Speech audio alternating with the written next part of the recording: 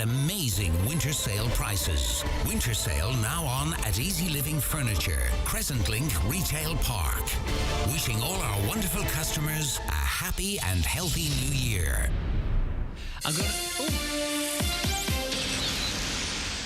Every year, about 2,600 people in Ireland get bowel cancer. Bowel screening helps to reduce your risk of developing it. The age range for bowel screen is changing. If you're aged 59 to 69, register for a free bowel screen test kit. Once you've done the test at home, return it by free post and we'll test your sample. If you need follow-up tests, we'll let you know. Register today at bowelscreen.ie or free phone 1800 45 45 55 from the HSE. Greg, I'm going to keep it short today because I'm late. Do you know I was talking too much in that secret sound? Did anyone win it? No, but I wanted to play that song. I was into my Google last night singing this and I couldn't find out that tune, and I asked you straight away, and you know everything, and you knew even Chasing Sun, Lee. Chase the Sun. Chase the Sun. Did you enjoy the darts, did you? She enjoyed that, but I was listening to you actually, and you and Lee were watching it. Two of us, because we got a wee. Do you know the dartboard before you get the proper dartboard? You know, the one with the plastic, the sticky type of one. Sure, that's and in between. That's what Luke Littler had. Is that what he had? He was on a wee one of those. One when he was 3 with the wee magnetic ends on it. Well, something similar to that. So every time they had an ad break, me and him were shooting these plastic darts. You know? But that's the wonder of sport, really, because when I heard you say that to Lee, it reminded me of times that I sat with my father and watched certain things. Yeah. You know what I mean? People remember that. You remember that. You're making memories, Lee. No, but I enjoyed the moment with him, because usually he'd be in bed after, you both stayed up late. I know, but we don't even watch I'm a Celebrity or Jungles and stuff like that, but that was good. That was Oisin that set the seed. He says, this boy, 16. Yeah. And then they kind of... Oh, no, they'll be looking now for another dartboard now, don't they? I might be looking for one, you know. It's good. I used to play darts myself. Yeah. Not at that level, not quite at that level, but... Oh, you would be good. Go on with that. Good luck to you. All right, Lee, take care of yourself. It's heading for 3 minutes past 9, so we cross over a little late, with apologies, to Michaela Clark for the news update. Thanks, Greg. Good morning. Donegal County Council has formally published the commercial revaluation of rates notice for businesses in the county. As agreed at November's budget meeting, the annual rateable valuation for all rateable properties in the county is €0.232. Donald Kavanagh has more. In the notice published this week, the council says several changes are taking place which will affect all ratepayers from this year. Commercial rates are now due from the 1st of January and are payable as a single charge. However, the council says it will continue to accept monthly direct debit payments if requested. The base year adjustment for rateable properties which previously existed within the former Buncrana Town Council area has ceased. The ARV is now harmonised county-wide at €0.232. As indicated at November's budget meeting, this is the same as the indicative ARV specified on the revaluation certificates issued last year. Interest rates will be chargeable from January 1st, 2026 on unpaid commercial rates bills from 2025, with the council saying further information on this will be provided in due course. Fears are growing Israel's war in Gaza will spread further. The leaders of Hezbollah say the militant group will fight with no rules if Israel starts a war with Lebanon. Israel has been blamed for strikes in Lebanon in recent days, including targeting a Hamas leader. Anna McCarthy, who's a journalist based in Israel, says tensions are growing across the Middle East. The region is definitely heating up. There's definitely resistance movements that have kind of, seen this as an opportunity to reinforce their own kind of, role internally within their own country. So, for example, the Houthis, they seem to be operating kind of independently, and, they view it as to act against Israel. They think it works well with their kind of base, that it's good for demonstrating their strength in the region. Donegal County Council has opened its Development Fund initiative for 2024. The fund supports initiatives which benefit local communities, areas and groups through economic, social, cultural or heritage development. The closing date for applications is 4 p.m. on Friday, February the 2nd. More information is available on donegalcoco.ie. Finally, for weather, rather chilly today with bright spells and scattered showers. Some of the showers may be heavy with the chance of hail. Maximum temperatures of 6 to 8 degrees. That's all from Highland Radio News for now. We'll be back with news again at 10 o'clock. Until then, good morning. The county's #1 talk show, The 9 till Noon Show on Highland Radio. And now, it's time for the talk of the Northwest. The 9 to Noon Show with Greg Hughes on Highland Radio. Hello and a very good morning to you. 5 minutes past 9 on this Thursday, the 4th of January 2024. How are you all keeping? I do hope you're very well indeed, as always. And you're very welcome along to another edition of the 9 till Noon Show. And as always, we've loads coming up for you over the next 3 hours.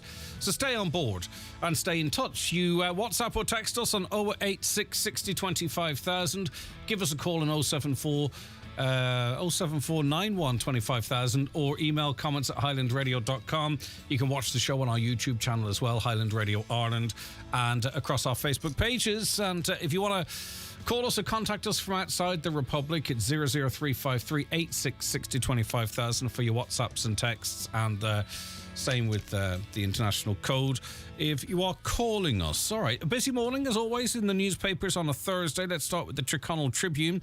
A circuit court injunction has been served in a dispute over access by anglers to the Lacca River at Cashel Creeslough. Back in August, members of the Creeslough and District Angling Club said they were being prevented from accessing the well-known stretch of river. Inland Fisheries Ireland said they attempted to resolve the matter with the landowner, but were forced to seek an injunction when no agreement could be reached. They added that the fishery access and facilities have been in use by local and visiting anglers to Lacca for almost 40 years. The injunction was made at Letterkenny Circuit Court on December 14th and orders access be reinstated until a full hearing on the matter takes place. Much more on the front of that paper today. The Donegal News reports that there's been a significant increase in the number of suicides in County Donegal due to mental health issues associated with COVID-19, according to the county coroner. Dr. Dennis McCauley told the Donegal News, unfortunately, there was an increase in the number of suicides in 2023, many more than there would have been previously, and I think COVID is a factor in that. Long COVID has had a psychological impact. COVID in general has affected mental health in Ireland and, of course, in Donegal. The call function of the coroner service is to investigate sudden and unexplained deaths so that a death certificate can be issued. More on the front of and inside the Donegal News this morning.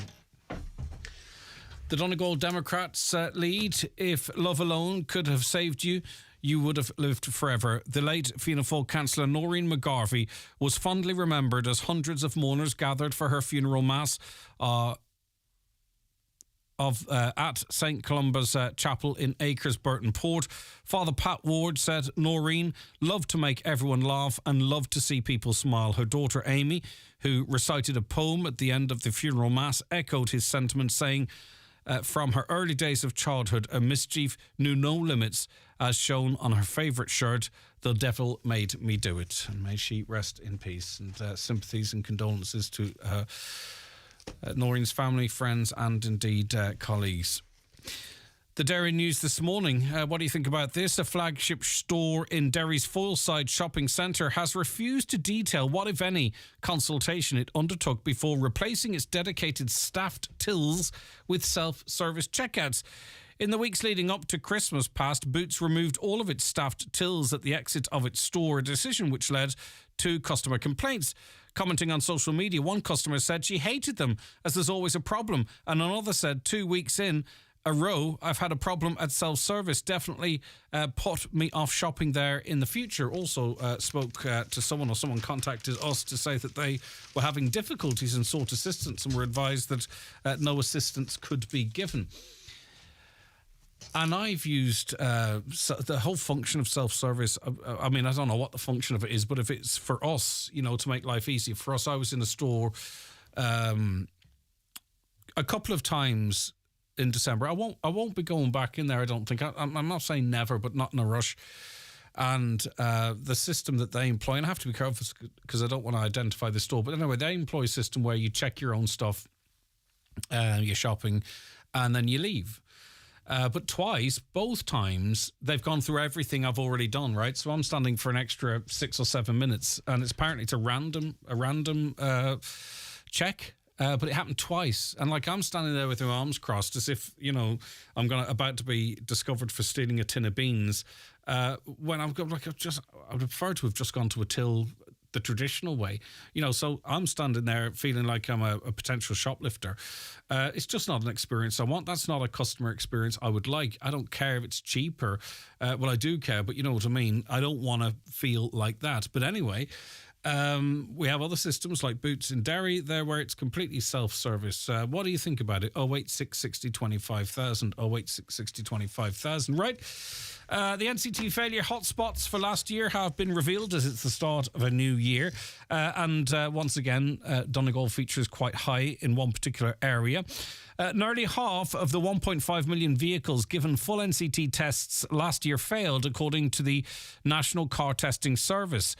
A total of 747,820 vehicles did not pass the full test, with the Cavan NCT Centre making it to the top failure hotspot out of 50 NCT centres nationwide, with 59% of vehicles failing them. Derrybeg's high up there again in West Donegal. 56% of those who went in for a full NCT in Derrybeg failed. After that, it's Navan, Ballina, Clifton. But what cars will most likely to fail?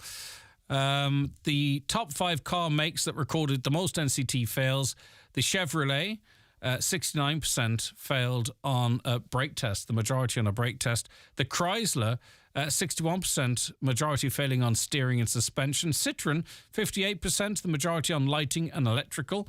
Daihatsu, 57%, the majority on chassis and body. And Saab, 55% failure rate, the majority on steering and suspension.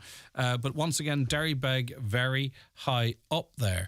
Porsche, Lexus, Seat, Land Rover and Hyundai were the 5 car makes that recorded the most NCT passes. Okay, so I have no idea why we have a particular centre in this part of the country that's very high in terms of car failures. Is it I presume is it our attitude? I don't know. If you have any insight, let us know. Maybe you worked there in the past and you can give us an insight. Is it road conditions? Is it how we look after our cars? 086 60 25,000.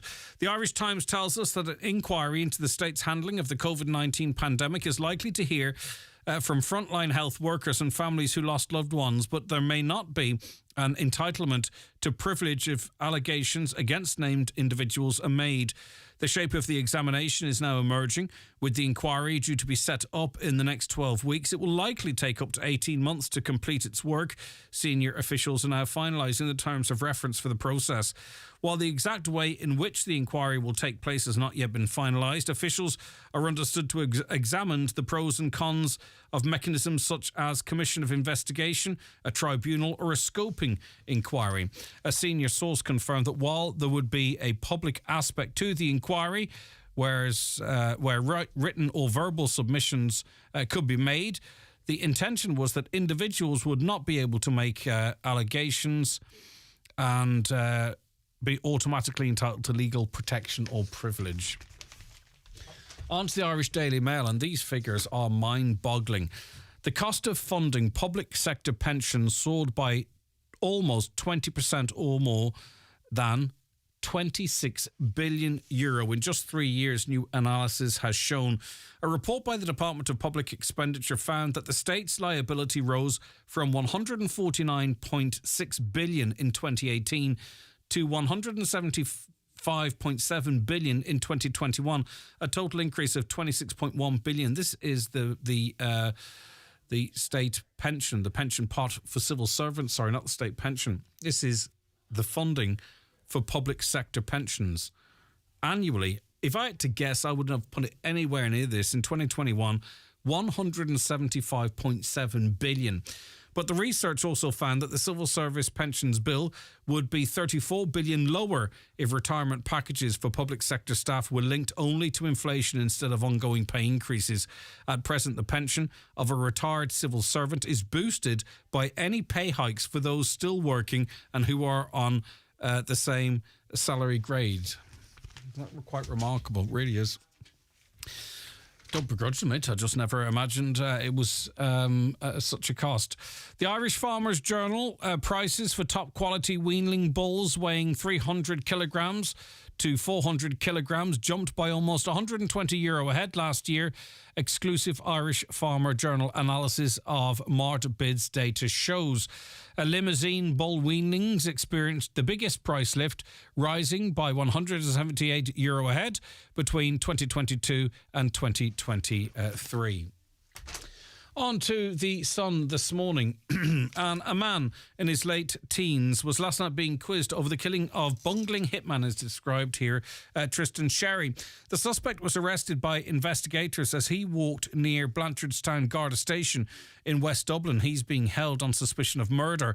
Gardaí believe the 18-year-old suspect is one of a number of individuals who allegedly attacked Sherry after the gunman opened fire at Brown's Steakhouse in Blanchardstown Village on Christmas Eve. And it's going to be, if that goes to trial and not referencing any of those that have been arrested, it's going to be a complex case, I would imagine, or an interesting trial in that it's pretty much established Tristan Sherry's motivation for being there and the actions that he has taken. But then obviously what happens subsequently, they'll have to decide in terms of the appropriateness of response, etc. The paper also understands the suspect is a close associate of the intended target of the shooting who escaped injury. One source said the second individual has connections to the two men who were Sherry's real targets there. Okay. Last two now on to the Irish Daily Mirror this morning. Get your hearing aids in if you need them or require them, because hearing aids may help people with hearing loss live longer than those who do not use them, researchers say. The findings indicate that hearing aids reduce the risk of death by 24% and that those who do not use the devices but should may want to reconsider. Past research has suggested that untreated hearing loss can result in reduced lifespan. But until now, there's been very little research looking at whether hearing aids can reduce the risk of death. Now, researchers identified 10,000 adults aged over 20 who had hearing evaluations. They were then followed up for 10 years. A total of 1,863 were identified as having hearing loss. Of those, 237 reported using hearing aids regularly, at least once a week, 5 hours a week, and on it goes. There's an awful lot of statistics in there, but suffice to say that it is more beneficial for you to wear them than to not. And finally, the darts has seen record numbers, more watching the darts than would watch a top Premier League game, believe it or not, over the last couple of days, and that's been down in a big part to Luke Littler. 16 years of age, is 17 later this month. But he lost the 10th PDC World Darts Championship final last night, but he takes home everyone's hearts. This is the Star saying this. The 16-year-old, nicknamed the Nuke, was roared on by thousands of fans and millions of TV viewers as he won match after match. But in a marathon final, Luke Humphreys, who seems a very nice guy himself, he proved too strong for the boy wonder who came into the tournament ranked 164th in the world and an 80-1 outsider. But both men, both Luke Humphreys and Luke Littler, are going to be an inspiration to younger people to get involved in the sport, which is great for mathematics as well, by the way. I would put much of my ability to subtract particularly down to playing darts over the years. But anyway, it was a great spectacle. Hope you enjoyed it. Also last night, by the way, almost 4,000 of you were in McCool Park to watch Jim McGuinness's first competitive game in his most recent term as Donegal manager. They seen off Armagh, under strength Armagh, but still. What did you take from the game? Did you watch it? It was on one of the streaming services. The first half, I thought Donegal were very good. They were pressing very high, which I wonder, will that be a feature of the team going forward? We'll know more perhaps in later games and as the league gets underway. But anyway, it's always good to start with a win, isn't it? Were you at the game? Were you surprised the size of the crowd? As I say, upwards of 4,000.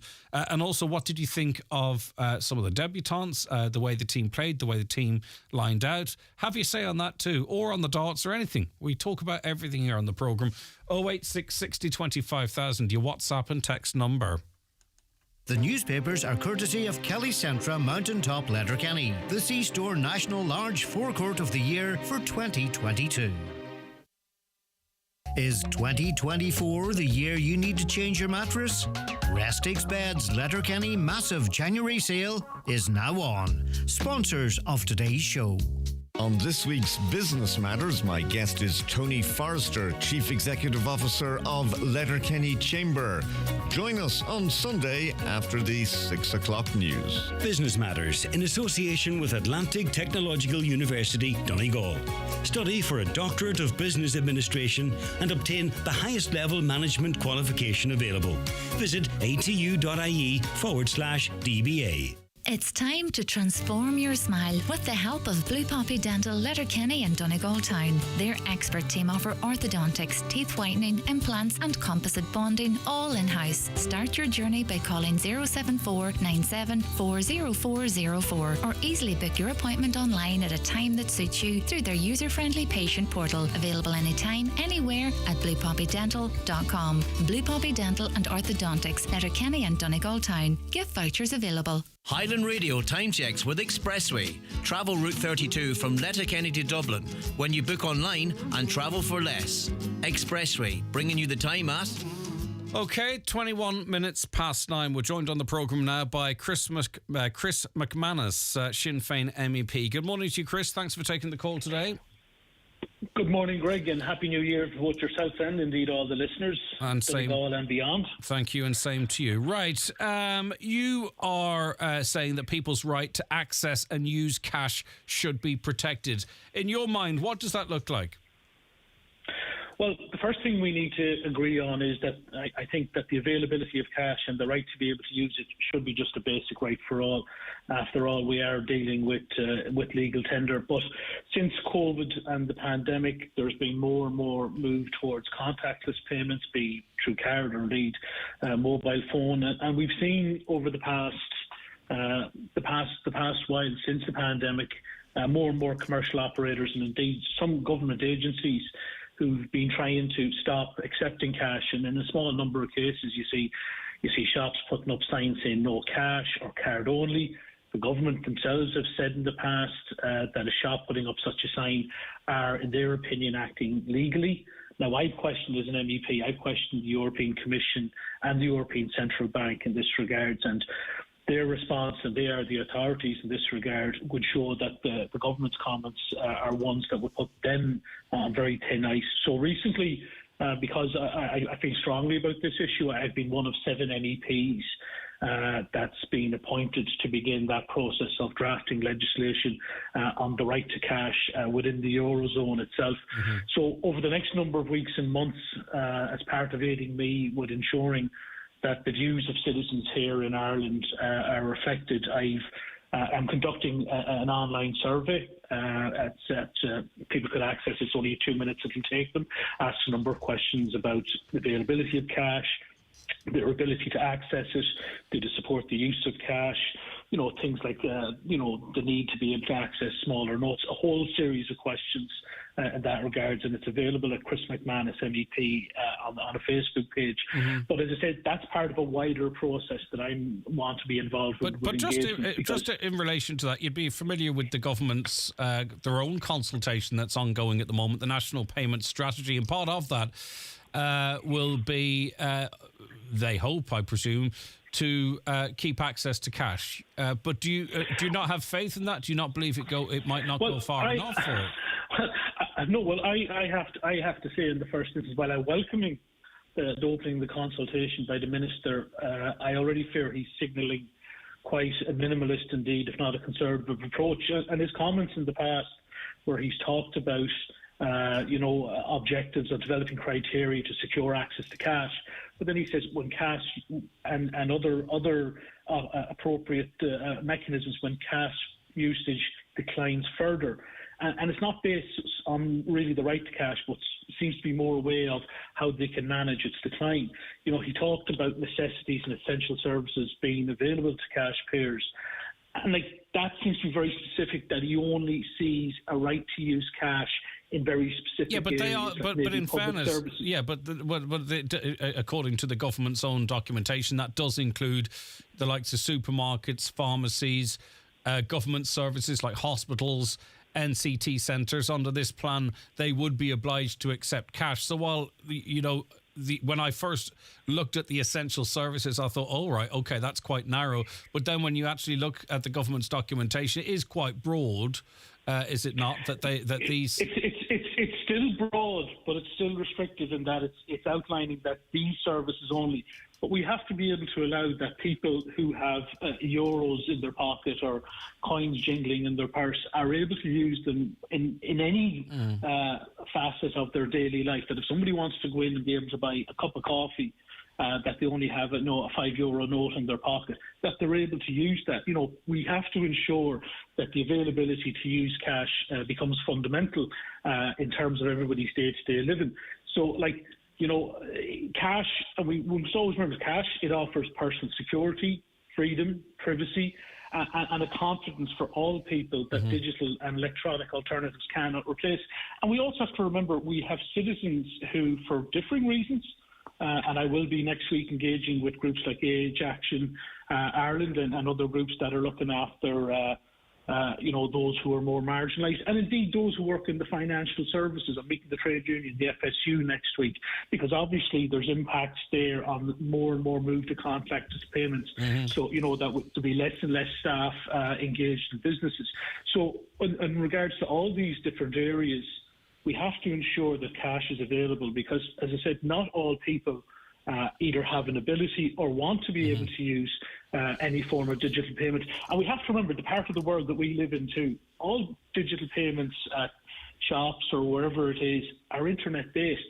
And as you well know, Greg, especially here in the west of Ireland, at times that may not be always available. So, as I said, no, of we course need not. to ensure but the thing what I don't understand, Chris, about this is that, my opinion is that less, like checks, for an example, less and less cash will be used going forward. Naturally, I believe that generations coming forward will be more inclined to be digital only. I can't understand why companies or organisations want to disenfranchise large portions of their clientele. Thinking on the GEA and the people that built the organisation and supported it for years, they're getting on a little bit, perhaps, or maybe they aren't, but don't like going online, and they're being excluded from certain games because they don't take cash at the turnstile. And then the GEA tell you, well, the reason we don't do that now is because of governance and keeping track of the cash and all this kind of stuff. But it's bad public relations. We shouldn't have to have national and European-wide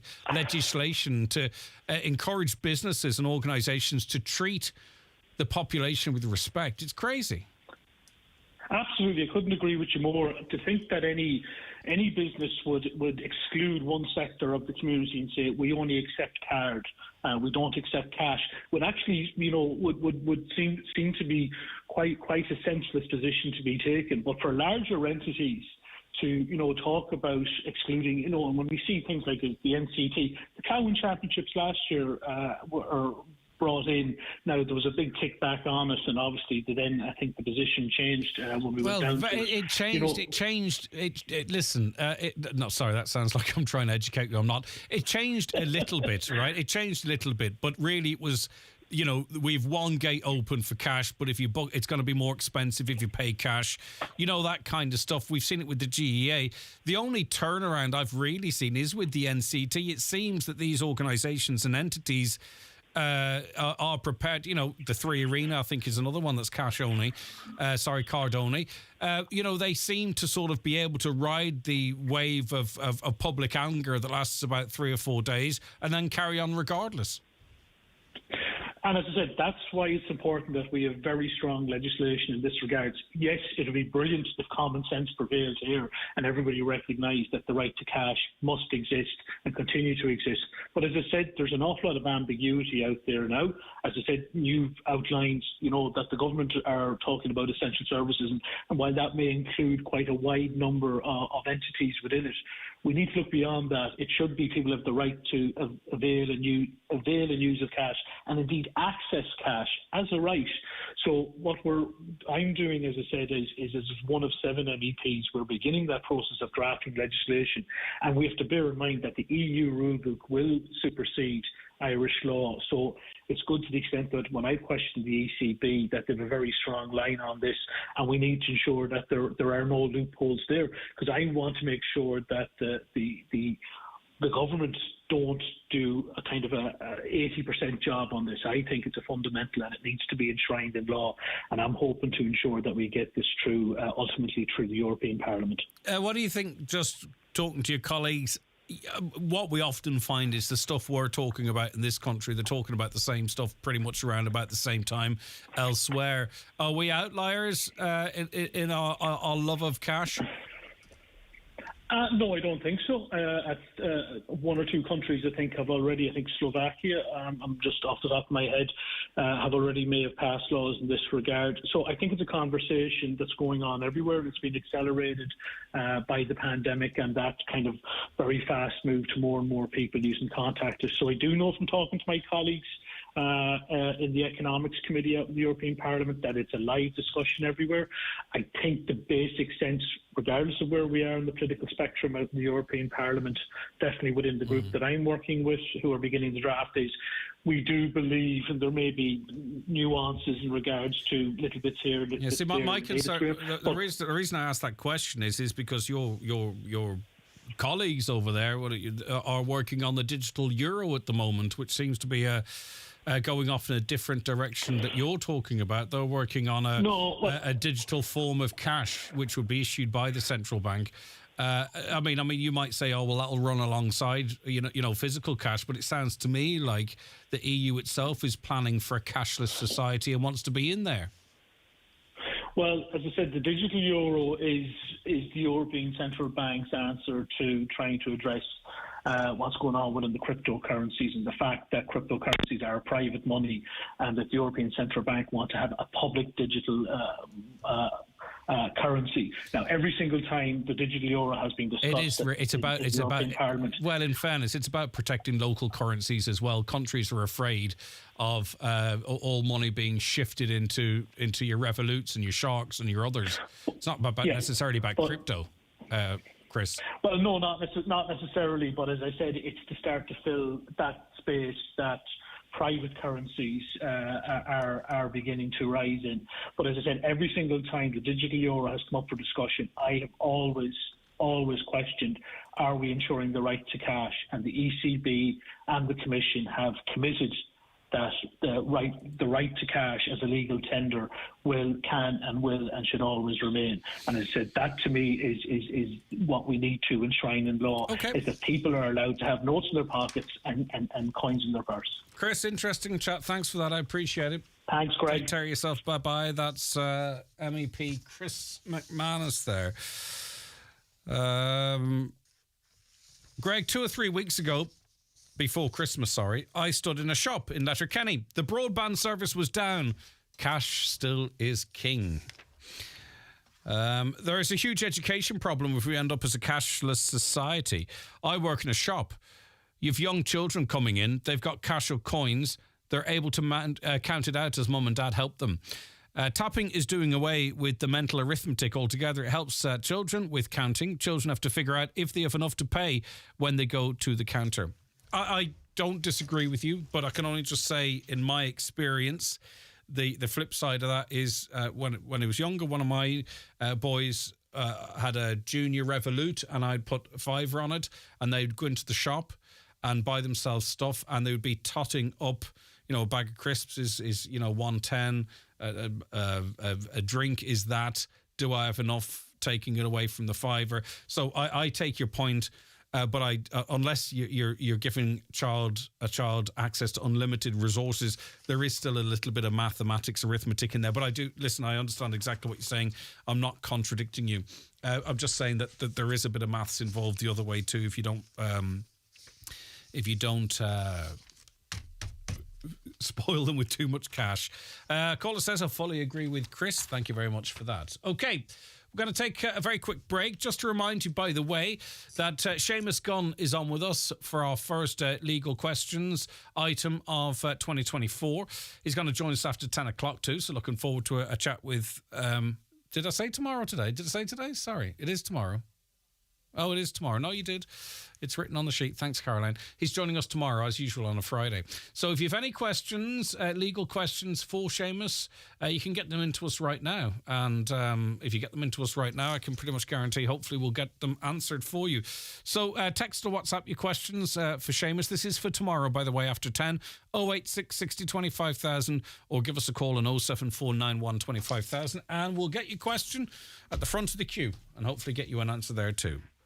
Watch the show live now on YouTube, Facebook, and at highlandradio.com. The best place to get a new bed or mattress at a great price is Restix Beds, Letterkenny. Massive January sale is now on. Sponsors of today's show.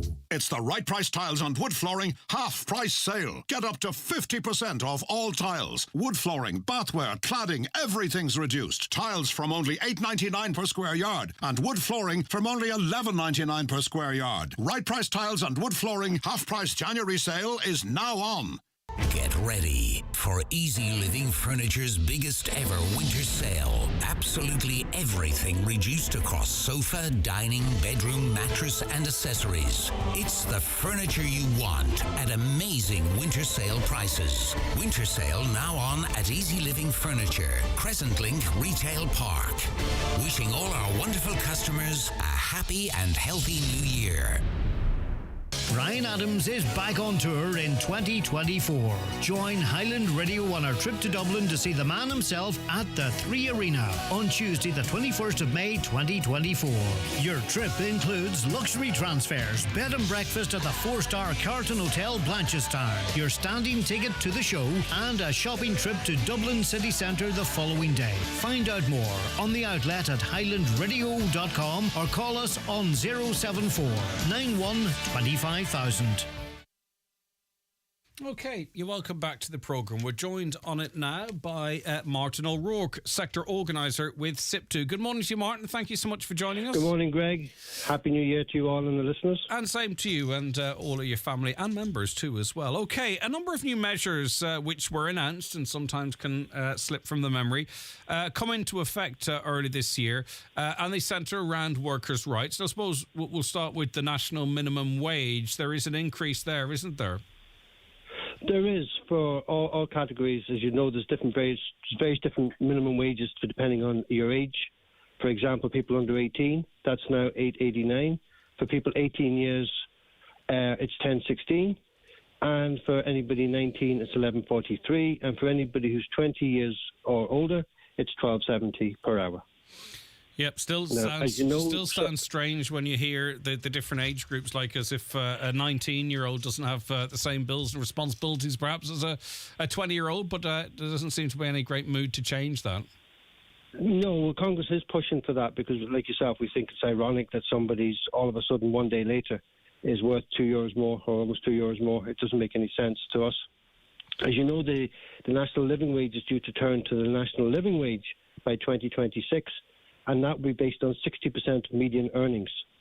So at the moment, in the national median earnings are €670 €670 and 90 cents. That's from 2022. We don't have the 2023 figures, but we'd expect that to be at least 4% more than that. The national median earnings in Donegal are an awful lot lower, as you might imagine, the 540. Again, 2022 figures. And if you look at the Dublin comparison to Donegal, we're 40% lower. Dublin wages are higher by 40%. We're not 40% lower. Yeah. There's also going to be further rights on remote working. There is quite a lot of people remote working. It wasn't a fad. It seems to have taken hold. Yes, it's certainly. I mean, all of a sudden we had to do it, and we couldn't do it before. And then when it doesn't suit anymore, employers sometimes try and move back to the situation where they want us all back in the office. But the rights are there. They're watery. They're not as strong as we'd like. You certainly have the right to request it, and the employer isn't obligated to respond to you. but you have no automatic right to remote working, even if you had done it quite successfully during the pandemic. So what? Go ahead. No, you go ahead, Martin. Yeah, there's also the improvements in the sick leave, as you might imagine. We wore 3 days statutory sick pay. It's gone to 5 from January this year, and in 2025 it's going to 7, and in 2026 it's going to 10 days. And that means you get 70% of your normal day's pay up to a maximum of 110. You get a cert from your doctor, and you must have 13 consecutive weeks employment to avail of that right. And of course, illness benefits kicks in after the 5 days from the state. Yeah, and what is coming in to address the gender pay gap situation? There's obviously with this legislation, very strong legislation, if you can prove you've been discriminated against on the basis of your gender, and that is still there, and we're working. We've fought cases quite successfully in relation to that. It's becoming less to the fore where it's blatant discrimination, and it's more about promotional opportunities and harder to tie down in relation to proving. But we'll see smaller companies included in this now, won't we? That would be the most significant change. Yes, yeah, absolutely, yes. Are we going to finally see the auto-enrollment pension, I wonder? Because it's been flagged a few times and deferred and flagged and deferred and flagged and deferred. Is this the year? It's due to come in. It's due to come in at the end of this year, and that will be workers between 23 years of age and 60. If you earn more than 20,000 a year, the employer will be you'll be paying 1.5% of your gross earnings, and the employer matches every €3. So it's a rounded off figure for that. So you pay in 1.5% of your gross earnings. The employer matches with every €3 you put in, and the government puts in €1. And then every 3 years after that, that 1.5% will increase by 1.5%. It'll be very interesting to see the rate of opt-out in that, won't it? Yeah, and I believe any worker who opts out of it is leaving money on the table. Yeah. Because if it's 1.5% of your earnings for the year, and you're leaving that on the table for the employer to take back, it doesn't seem sensible to me, especially if you look at the demographics of the country and you realise in a few years' time there's going to be a small, younger working population supporting a large, older people on pensions. And if that's happening, those younger people aren't going to be keen to pay an awful lot of money into tax to support the older people. And I would imagine that people who haven't prepared for the retirement age could face difficulties. So I think it would be foolish if people were to opt out of it. Yeah, and you know, just as life is changing and you think it's a million miles away, but things happen very quickly, the next generation or the generation of that, there's going to be less home ownership as well. So people may have to face, you know, rental costs and what have you on top of everyday costs. You know, there are quite a number of people now that are in their own property, and that in some way might help them. But there's going to be less home ownership into the future. And also, if the policy of certain parties is to limit the cost of the value of your assets as well. Too, but anyway, that's a conversation for another day. Parental leave. That's an awful lot of pressure on businesses here, Martin. I know you're here to represent the worker, but everything we've sort of gone through so far, it's more pressure on businesses that are already struggling, you know, with energy costs and what have you. And I know that's an immediate issue, and we hope it might ease into the future. But you know, when you talk about, you know, minimum wage, rights on remote working, statutory sick pay. I'll exclude the gender pay gap because that shouldn't exist at all. And we're going to talk now about parental leave. These are all more pressures on the business sector, aren't they? They're having to. I don't see much here from the way the government's picking up much of the slack. Well, there is a grant for businesses from the government this year to sort of assist them. And I don't have the details in front of me, Greg, but I do know that there is some measures there to protect businesses. And the statutory sick pay, for example, it's across the border. It's been across the border for years. We're one of the few European countries that didn't have it. And to me, it seems ridiculous that there was no requirement on the employer to protect people who were sick. We saw during COVID the importance of keeping people at home rather than coming in to infect the workplace. And that's just as important today as it was then. So I think that the element of the statutory sick pay is modest, in my view. 5 days is not a huge amount of. If you break a leg, you're going to be out for 6 weeks. So I see this benefit, a huge benefit for both the employers and for the workers, in the sense of keeping people who are infectious at home rather than forcing them to come into work economically to maybe infect everybody in the office. All right, okay. Parental leave, sorry. Yes, sorry, we didn't discuss parental leave. Go ahead, Martin. Yes. Yeah, I apologize. I went off on a tangent. My apologies. Parental leave's been extended by 2 weeks from 7 to 9 weeks, up to the age of 2 years of age, unless the child has a disability. But, you know, in that one, the worker has to give the employer 6 months' notice, so it's obliged to. Very often there's flexibility there, and they don't have to, but legally they will be obliged to give the 6 months' notice, which allows employers to put in measures in place to ensure that they have some form of cover to protect them. All right, interesting stuff, Martin. Thank you so very much indeed. I do appreciate it. That's Martin O'Rourke, sector organiser with SIPTU. A caller says, on pensions, people that worked all their lives have to live on €250 per week. Yeah, and I suppose the opt-out system is to ensure that people have more money.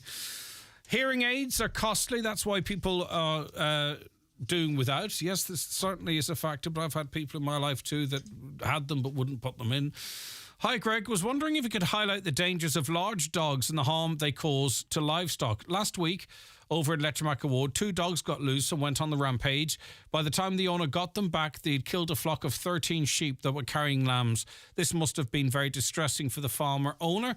And the farmers need to know where their dogs are at all times, especially rural areas. Thank you. Indeed. And just before Christmas, I think it was Councillor Michael McClafferty, we were talking to following a sheep kill. I'm not sure if it's the same one.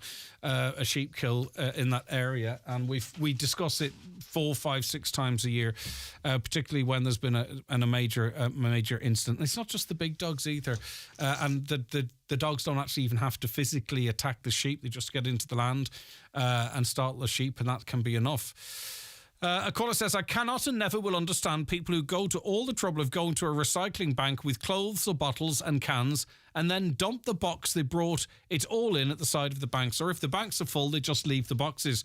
Surely if you care enough about the environment to make the effort, then you shouldn't be doing this. Well, that's if their motivation is the environment. Maybe it's just to get shot of them. It doesn't make sense. I understand exactly what you're talking about. There's a run of bottle banks not far from where I'm sitting right now, and often on a Monday morning or what have you, you will see a lot of stuff sitting around outside them, and it's the same right across the county, I'm sure.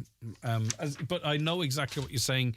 You've gone so far to try and do the right thing. Why not just finish off the job? But it is what it is. Okay. Back with more, talking actually about cash and its use in shops after these. Is 2024 the year you need to change your mattress? Restix Beds Letterkenny massive January sale is now on. Sponsors of today's show. Battle of the Breeds in bumper year for weanling sales. For more in your Irish Farmers Journal, here's Paul Mooney. Find out which breeds did best as weaning prices surged by €120 per head in 2023. Farmers deeply unhappy with rural Garda presence? Strong start for beef trade with prices up 10 cent a kilo. The latest on whether you'll need an NCT for your tractor? Plus all you need to know about leasing land for a solar farm. All inside the Irish Farmers Journal, on sale now. Say hello to blue skies ahead with the Aer Lingus January sale, with over 4 million seats on sale. Take off for less with up to 25% off all our European and British destinations. From city breaks in London, Paris and Rome to beach adventures in Malaga and the Canary Islands, there's something for everyone. Don't miss these incredible offers. Book now at airlingus.com. Aer Lingus, you're very welcome. T's and C's apply. Sale ends January 15th. Travel between February 1st and June 13th. Highland Radio weather updates brought to you by Grant. Building a new home? Choose Grant's A++ rated Airona air-to-water heat pump and Uflex underfloor heating. Visit grant.ie. Okay, we are in for a spell of more settled weather, but with that, of course, at this time of year comes colder conditions. Rather chilly today with bright spells and scattered showers. Some of the showers may be heavy and with small chance of hail. Maximum temperatures of 6 to 8 degrees and a moderate to fresh west or southwest breeze. Billy Ralston joins us on line 2. Hi, Billy. Hello, Greg. Good to have you on the programme. Okay, you were out and about in a shop in Letterkenny. What was your experience yesterday? Well, I went down to, I don't know whether I should name it or not, but I went down to a wee phone shop in Letterkenny. It wouldn't take cash. And I have been working with cash all my life, and I'm no good at the ATM machines to get money out. And what's the post office and things? It's all cash. But in terms of that, I was in before in the same shop during the pandemic. I didn't mind then, but now, I thought now that the pandemic was over and everybody is back to getting normal. Yeah, and we can name the business. It is Vodafone, because they say on their own website. They say on their own website, ensuring our stores remain cashless to reduce contamination risk and the time it takes to process transactions. So I understand you withholding the name, but listen, that's their company policy, so it is what it is. And it's not just a case that you prefer cash, Billy. For one reason or another, you have to use cash. So in other words, as someone who doesn't or can't use a card, depending on the situation, you simply can no longer shop in Vodafone. They have excluded you from their stores by default. That's right. That's the second or third time now, but I didn't really mind during the pandemic, you know. But yesterday, because I can't handle those big phones, and they have those wee phones. I have the one I got yesterday was from Tesco itself, and they were very friendly, and I think the girl that helped me to set it up and all, you know. Oh wow, but very good. you know, but I was sort of took back at Vodafone, you know, because I've been dealing with them for a while, you know. Anytime I need a wee phone I want done, you know, and they just said no, it's cash only or card only. You know. All right, okay. Well, listen, at least you did get sorted. I got sorted, Greg. That's okay. right. All right. But, listen, okay, thanks so much for your... No, I appreciate it. It's important, and it's important you're heard as well. Thank you very much for that, Billy. Okay, Greg. All right, take care of yourself. Billy Rulston there. Okay, right. We are joined on the programme now by our next guest, who is Betna. Betna, are you there? Yes, I am, Chris. How are you? Not too bad. It's good to speak to you again. Okay, we've been speaking to you on a couple of occasions now about access to Green On. Yes. And what's the situation now? Well, it appears that just before Christmas, the OPW put new signs up and saying that the fort is closed due to adverse weather. And it seems that the monument was closed for some of the days between Christmas and New Year's Eve. It was open on the one nice day we had, that was the Boxing Day, because people messaged me and told me that the monument was open and they visited. Do you think that this sign is worrying in that it allows more sort of latitude to say why the fort is closed? You know what I mean? Icy conditions. Yes. It's pretty obvious. But you think that this is more general and there's a purpose behind it? Is that your suspicion? Well, it seems like it. I mean, why would you do it if there is no purpose behind it? I compare the Green to the ring forts in Kerry, because Kerry is the county. It's basically the motherland of all ring forts, and the Green as a monument is styled a ring fort. So I can compare it to the Kerry ring forts. And in Kerry, they are all open. They are open access. You can go 12 midnight. They are open, and also they are not getting closed due to adverse weather. They have ice and wind in Kerry, just as we have here. So it is surprisingly to say that our monument, our ring fort here, is getting closed due to weather, as if we are perhaps a little bit intellectually challenged compared to Kerry people, and we have to be protected. So we don't hurt ourselves. It has something sinister about it, Greg. I could be wrong, but I do wonder why there is such a difference between the same style of monument in Kerry and our ring fort up here in Donegal, and why we are treated so differently. Well, what do you think the motivation for that is? You know, because we keep having having the same conversation, and it's important that we do. By the way, I'm not saying that as a criticism or a negative, but at some point we're going to have to get to the bottom of this, aren't we? Yeah. Well, I would love if the OPW would tell us, because at the moment we are only left to speculate, and one of the speculation is that this may be a build-up to charging entrance fee at the OPW. But this could be wrong. As I said, it's only a speculation. There's not a word from the OPW what it's all about. And I would love to hear from them and to hear their explanation, but except that they do it for our own safety. But no one really understands what the end goal is. Yeah, I mean, there's a tourism aspect of it. There's a local aspect of it. There's getting fresh air. There's encouraging people to the outside. There's positivities with mental health, and also too, we don't want to look like a laughing stock that we're incapable of navigating up here if it's a bit blowy. Because as I say, with this sign, it could indicate that we're not good with ice, and now we're no good with rain, and no good with wind. You know what I mean? What is actually going on? And I think we deserve answers at this stage, Bettina, rather than having to speculate continuously. Yeah, no, I fully agree with you, Craig. And I know Pádraig McLaughlin, he done in December a parliamentary question to the minister, and that was the Minister for Public Expenditure, National Development, etc., and his name is Paschal Donoghue.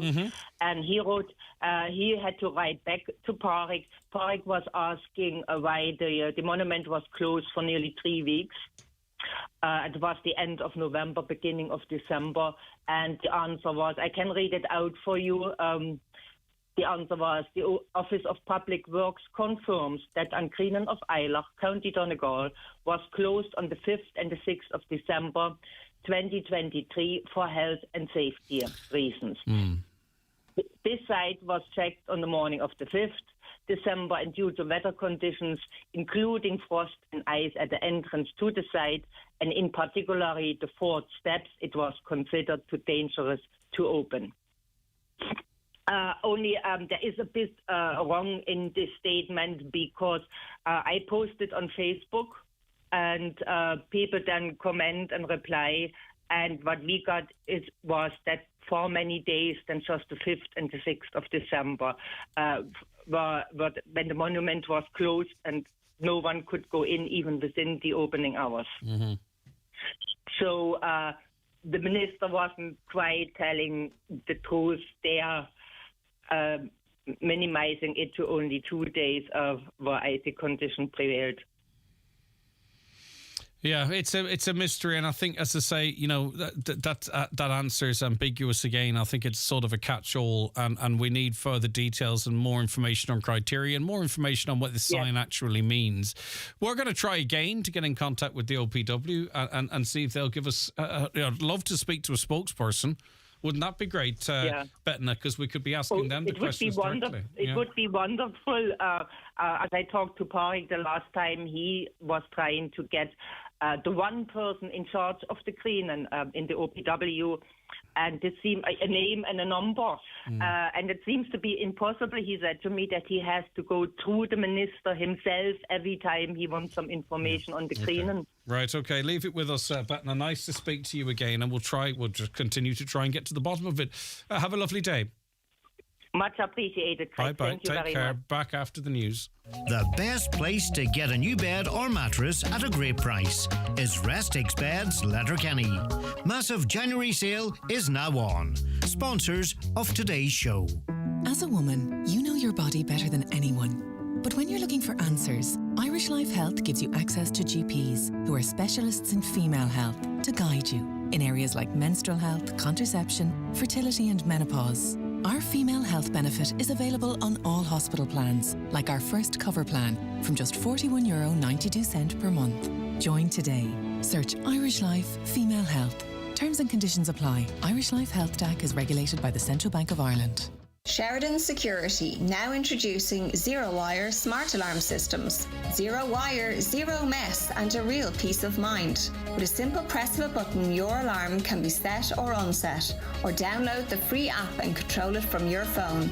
Call us today on 074 912 6025 and get your alarm from €299. Stay local, stay safe, and protect what you value most with Sheridan Security Systems.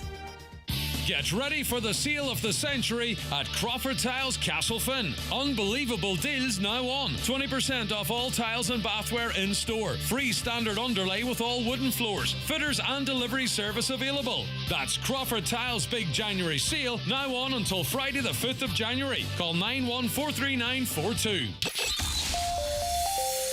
Live, on air, online and on the Highland Radio app. This is Highland Radio News. Good morning, it's 10 o'clock. Donal Kavanagh at the news desk. Gardaí are investigating a fire at a disused school in County Tipperary. It broke out at around 9:20 last night at an old primary school in Featherd. Fire crews from Clonmel Cashel responded to the blaze. No one was injured. The scene's been preserved for technical examination. Gardaí say it is being investigated as a criminal damage incident. Meanwhile, the head of the Dublin Region Homeless Executive says the criminal element preying on people's fears in communities is a major concern.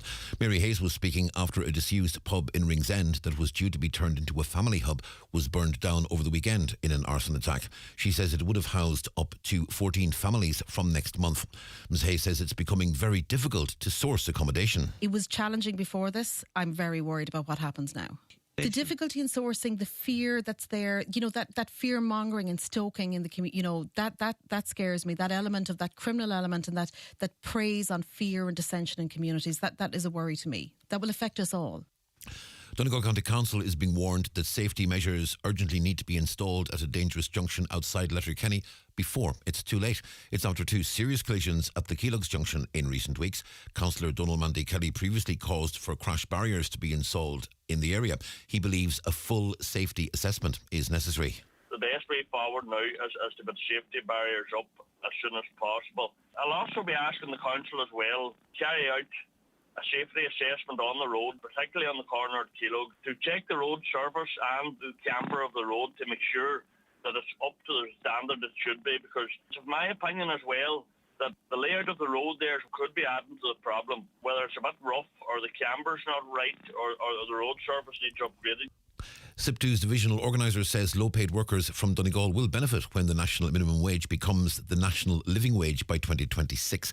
On this morning's 9 till noon show, Martin O'Rourke told Greg Hughes the rate will be calculated as a percentage of national median earnings, which are lower in Donegal than they are in the rest of the country. He said Donegal's median earnings are €130 less than the national figure, and that will be significant when the new living wage is being calculated. That will be based on 60% median earnings. At the moment, the national median earnings are €670.90. As from 2022, we don't have the 2023 figures, but we'd expect that to be at least 4% more than that. Median earnings in Donegal are an awful lot lower, as you might imagine, the 540. Again, 2022 figures. And if you look at the Dublin comparison to Donegal, Dublin wages are higher by 40%. The Donegal County Council has formally published the commercial revaluation of rates notice for businesses in the county. As agreed at November's budget meeting, the annual rateable valuation for all rateable properties in the county is €0.232. With more, here's Michaela Clark. In the notice published this week, the council says several changes are taking place which will affect all ratepayers from this year. Commercial rates are now due from the 1st of January and are payable as a single charge. However, the council says it will continue to accept monthly direct debit payments if requested.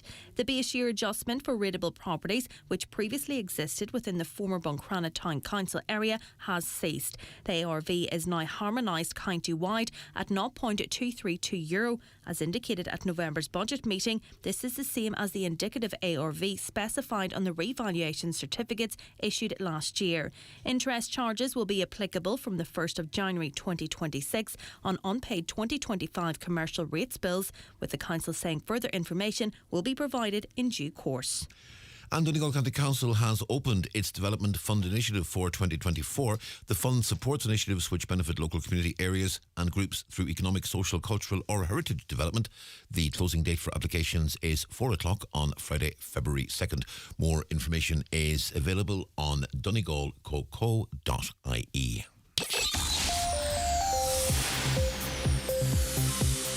Well, the forecast rather chilly today with bright spells and scattered showers. Some of the showers may be heavy with a small chance of hail. Maximum temperatures 6 to 8 degrees Celsius in a moderate to fresh west or southwest breeze. Clear spells and scattered showers tonight. Rather cold with patches of frost and ice forming in some sheltered areas. Lowest temperatures 0 to 4 degrees Celsius. A bright but rather cold day tomorrow with sunshine and showers. Some of those showers of hail. Showers largely dying out later in the day with top temperatures on Friday 5 to 7 degrees Celsius in moderate to fresh northwest winds. And that's Highland Radio News. We're back with news again at 11 o'clock. You can check, of course, all our day stories on our website, highlandradio.com. But for now, from the news team, good morning. The obituary notice says for this Thursday morning, January the 4th. The death has taken place of James Brogan, Old Cottage Road, Dunfanaghy. His remains are reposing at his late residence. Funeral Mass in Holy Cross Church, Dunfanaghy, tomorrow morning at 11 o'clock, followed by burial in the adjoining graveyard. Mass can be viewed live on mcnmedia.tv. Family time from 10 o'clock to 11 o'clock and on the morning of the funeral. Family flowers only, donations in lieu if desired, to the Creaslaw Day Centre, care of any family member or James Harkin, funeral director. The death has occurred of Michael Carolan, 19 Garvata Road, Castlederg, reposing at his late home from 12 noon to 10 o'clock today. Funeral from there tomorrow morning at 10:30 for Requiem Mass at 11 o'clock in St Patrick's Church, Castlederg. Interment afterwards in the adjoining churchyard. The death has taken place of Sally Gill, Backhill, Buncrana. Her remains are reposing at her residence. Funeral from there tomorrow morning at 10:15 for 11 o'clock Mass in St Mary's Church, Cockhill, followed by burial in the adjoining graveyard. House private place from 10 o'clock to 11 o'clock and on the morning of the funeral. Funeral can be viewed live on churchservices.tv. The death has taken place of Anne Maguire, née Lavin, formerly of Moville, Fermanagh and Roscommon. Anne's remains are reposing at her daughter Caroline's home, 17 Riverwood, Moville, where you're welcome to pay your respects today and tomorrow. Funeral Mass for Anne will take place on Saturday at 12 noon in Creighton Chapel, Pobble, Tempo, County Fermanagh, followed by burial in the adjoining cemetery. The death has occurred of Brendan Call, 210 Ardbathan, St Johnston. Brendan's remains are reposing at his late residence. Funeral from there this morning at 10:30, going to St Bathan's Church, St Johnston for 11 o'clock Requiem Mass, with burial afterwards in the adjoining cemetery. Family time please on the morning of the funeral. Family flowers only please, donations in lieu if desired, to the Friends of Letterkenny University Hospital, care of any family member or Kelly's funeral directors. The death has taken place of Cecilia Conway, née O'Brien, Glencar Irish Letterkenny and formerly of Listillion.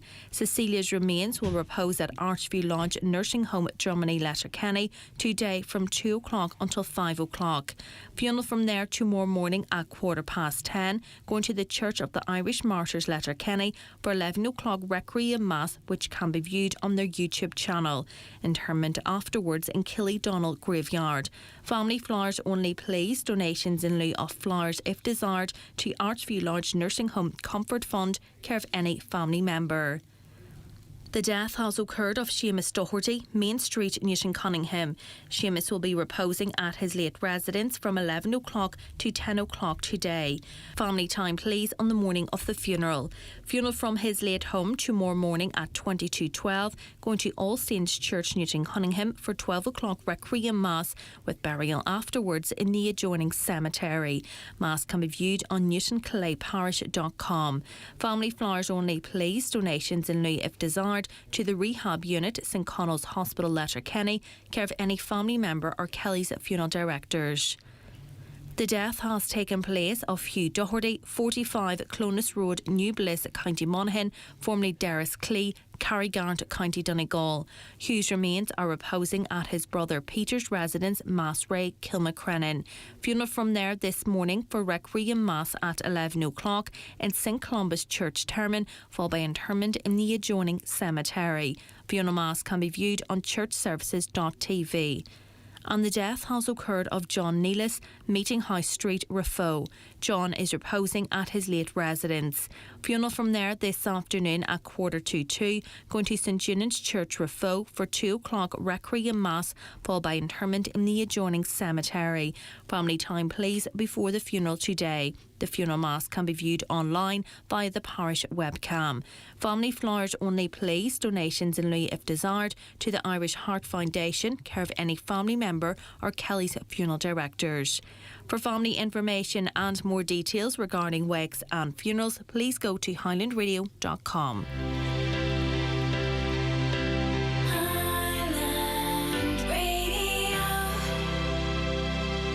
Tracy Twain tried a twister on the train and the twister was so tasty, Tracy went to KFC again to try another twister wrap.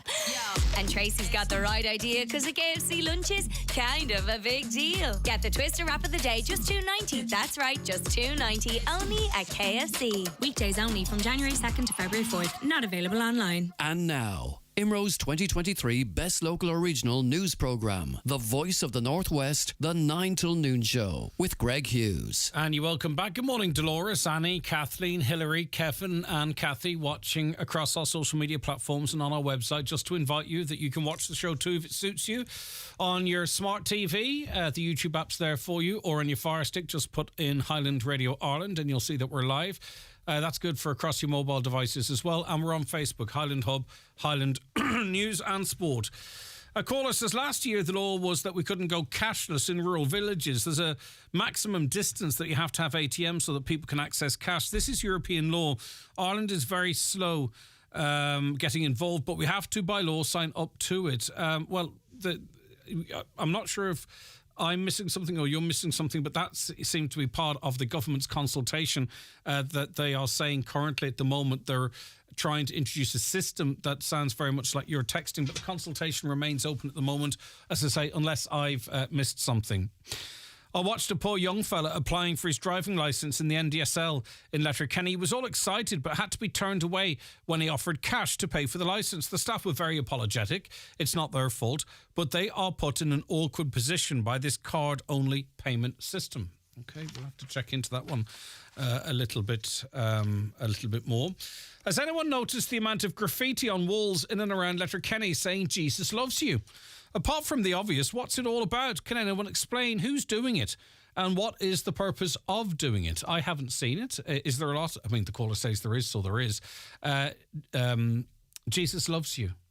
So who's doing it? What's the motivation other than maybe just passing on the message? But a caller wants to know, I think, is it orchestrated, organised? Is it an individual? A friend of mine went into hospital yesterday via ambulance at 6:30 in the morning. 39 hours later, he's still sitting on a chair waiting on a bed. What's going on there? 39 hours. Wow, that is not good at all. All right, we got this letter in. My family and I are living in an area of Donegal. Since the early 1980s, the houses we're living in originally belonged to the distant relations of my father's. We were cursed in the 1980s. What the property eventually needs is the right-sized sewer pipe going from the toilet down to the septic tank.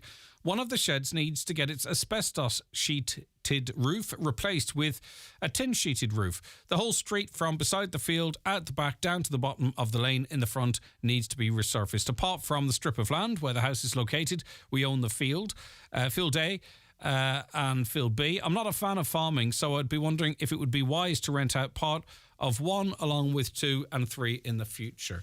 And also, they went on to say, and it's a bit of a change in tone, but the listener sent this in via letter. I'm wondering if there are any escort agencies operating in Donegal. I'd be interested in meeting up with women, my own age, I'm in my 30s, as well as women from 38.5 years old to 58.5 years old.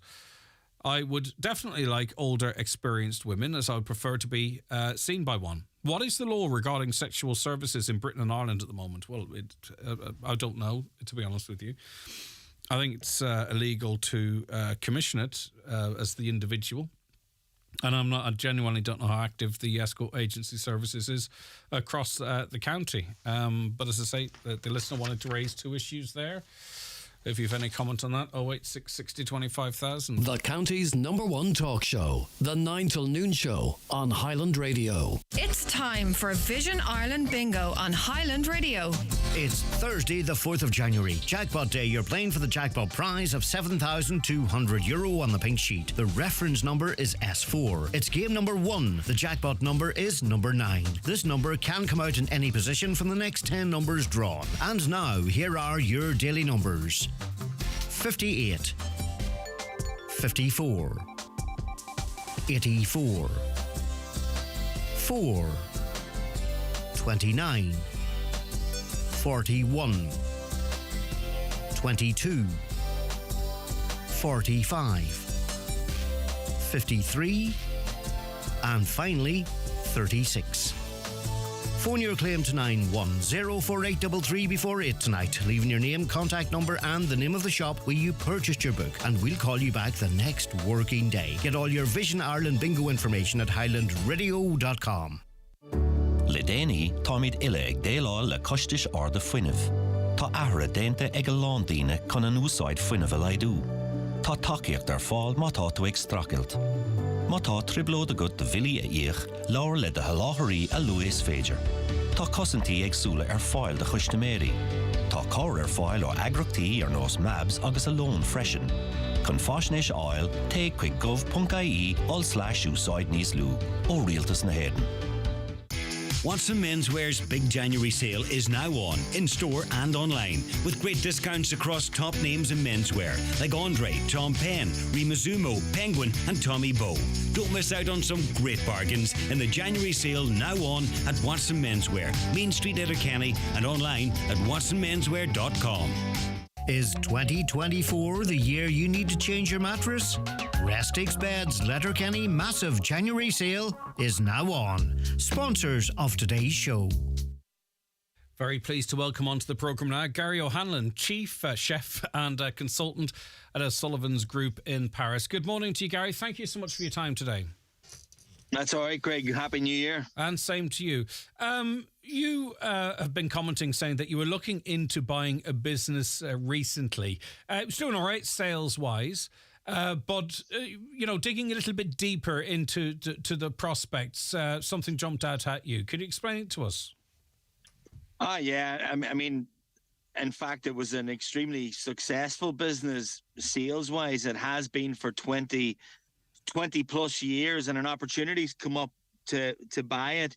And I mean, I'm cooking at the highest level now for 30 years around the world, Greg. And people have often asked why I never owned a place, or I've just always invested so much of my time being an executive or a head chef that I never wanted another step in the ladder in ownership. But this was a property that I did want, and in the middle of due diligence right now, and it could not, year on year, even post-COVID, it's got better and stronger, but labour's gone up just a few €1,000 shy of double since 2019, and sales have gone up 300,000-400,000. I mean, so you're looking at a business that's trading in and around the guts of £1 million a year. I mean, obviously I'm not going to say where it is, but now making a loss, and it's all down to inflation, food cost and energy cost.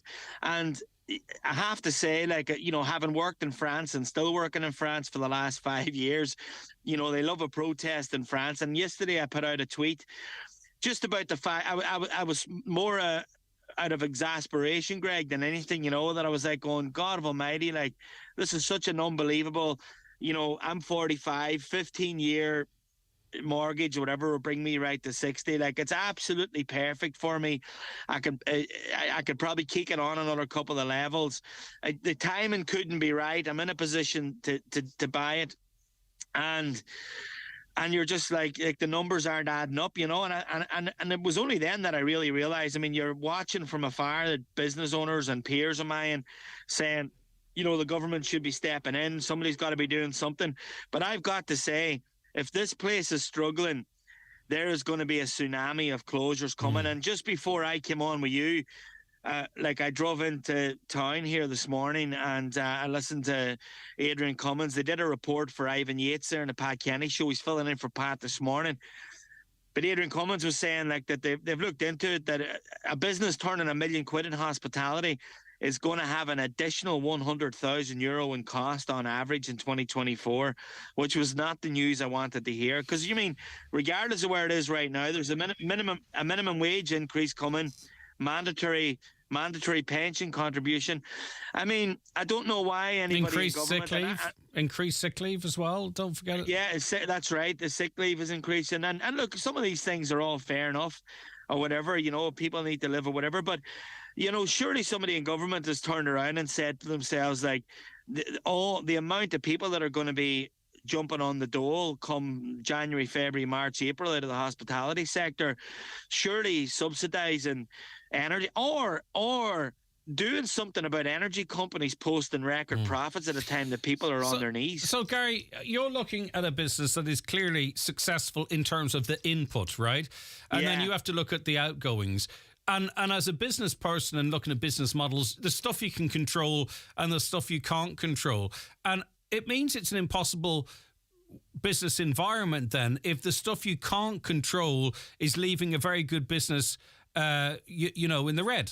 I mean, that's so. So even with your acumen and what have you, the country is set up as such that you can't go in and make a business out of it. You can't make the changes that would be required to make it the prospect. Well, maybe you can, but at this moment, you know, that. So really, as you quite rightly point out, are we going to see the house of cards collapse then? Because we are seeing businesses closing left, right, and centre, but I'm not hearing the outcry. I'm not hearing I'm not hearing anyone calling out the and I think you pointed it out in your tweet, calling out the energy companies. They're record profits, and yet these, you know, tiny little decreases that we're seeing in the likes of energy costs, for an example.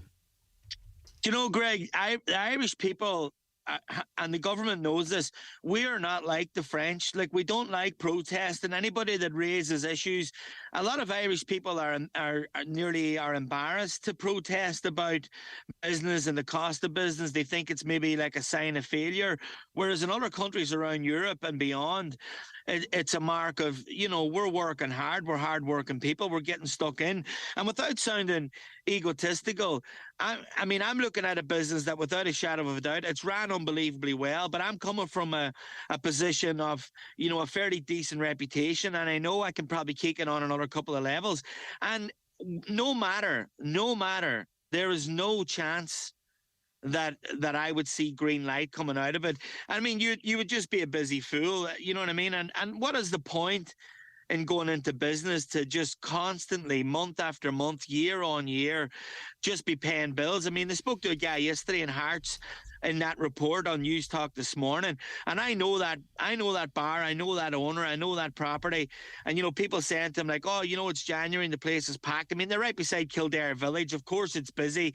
January sales right now, January's as busy as December in that neck of the woods.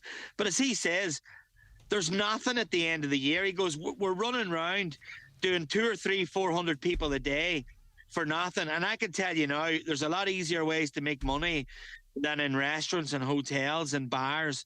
When you turn around at the end of the year and you don't even have profit, it's soul destroying, you know. How much of it is down to, you know, when you look at it, wholesale prices, the increases in the materials that are required for a restaurant versus energy. So say, for instance, you know, the energy came down 20%. Would that be enough, or do the wholesale prices also have to come down? Because, you know, there's probably more than the power companies that are gouging here and effectively going to destroy an industry if they're not careful.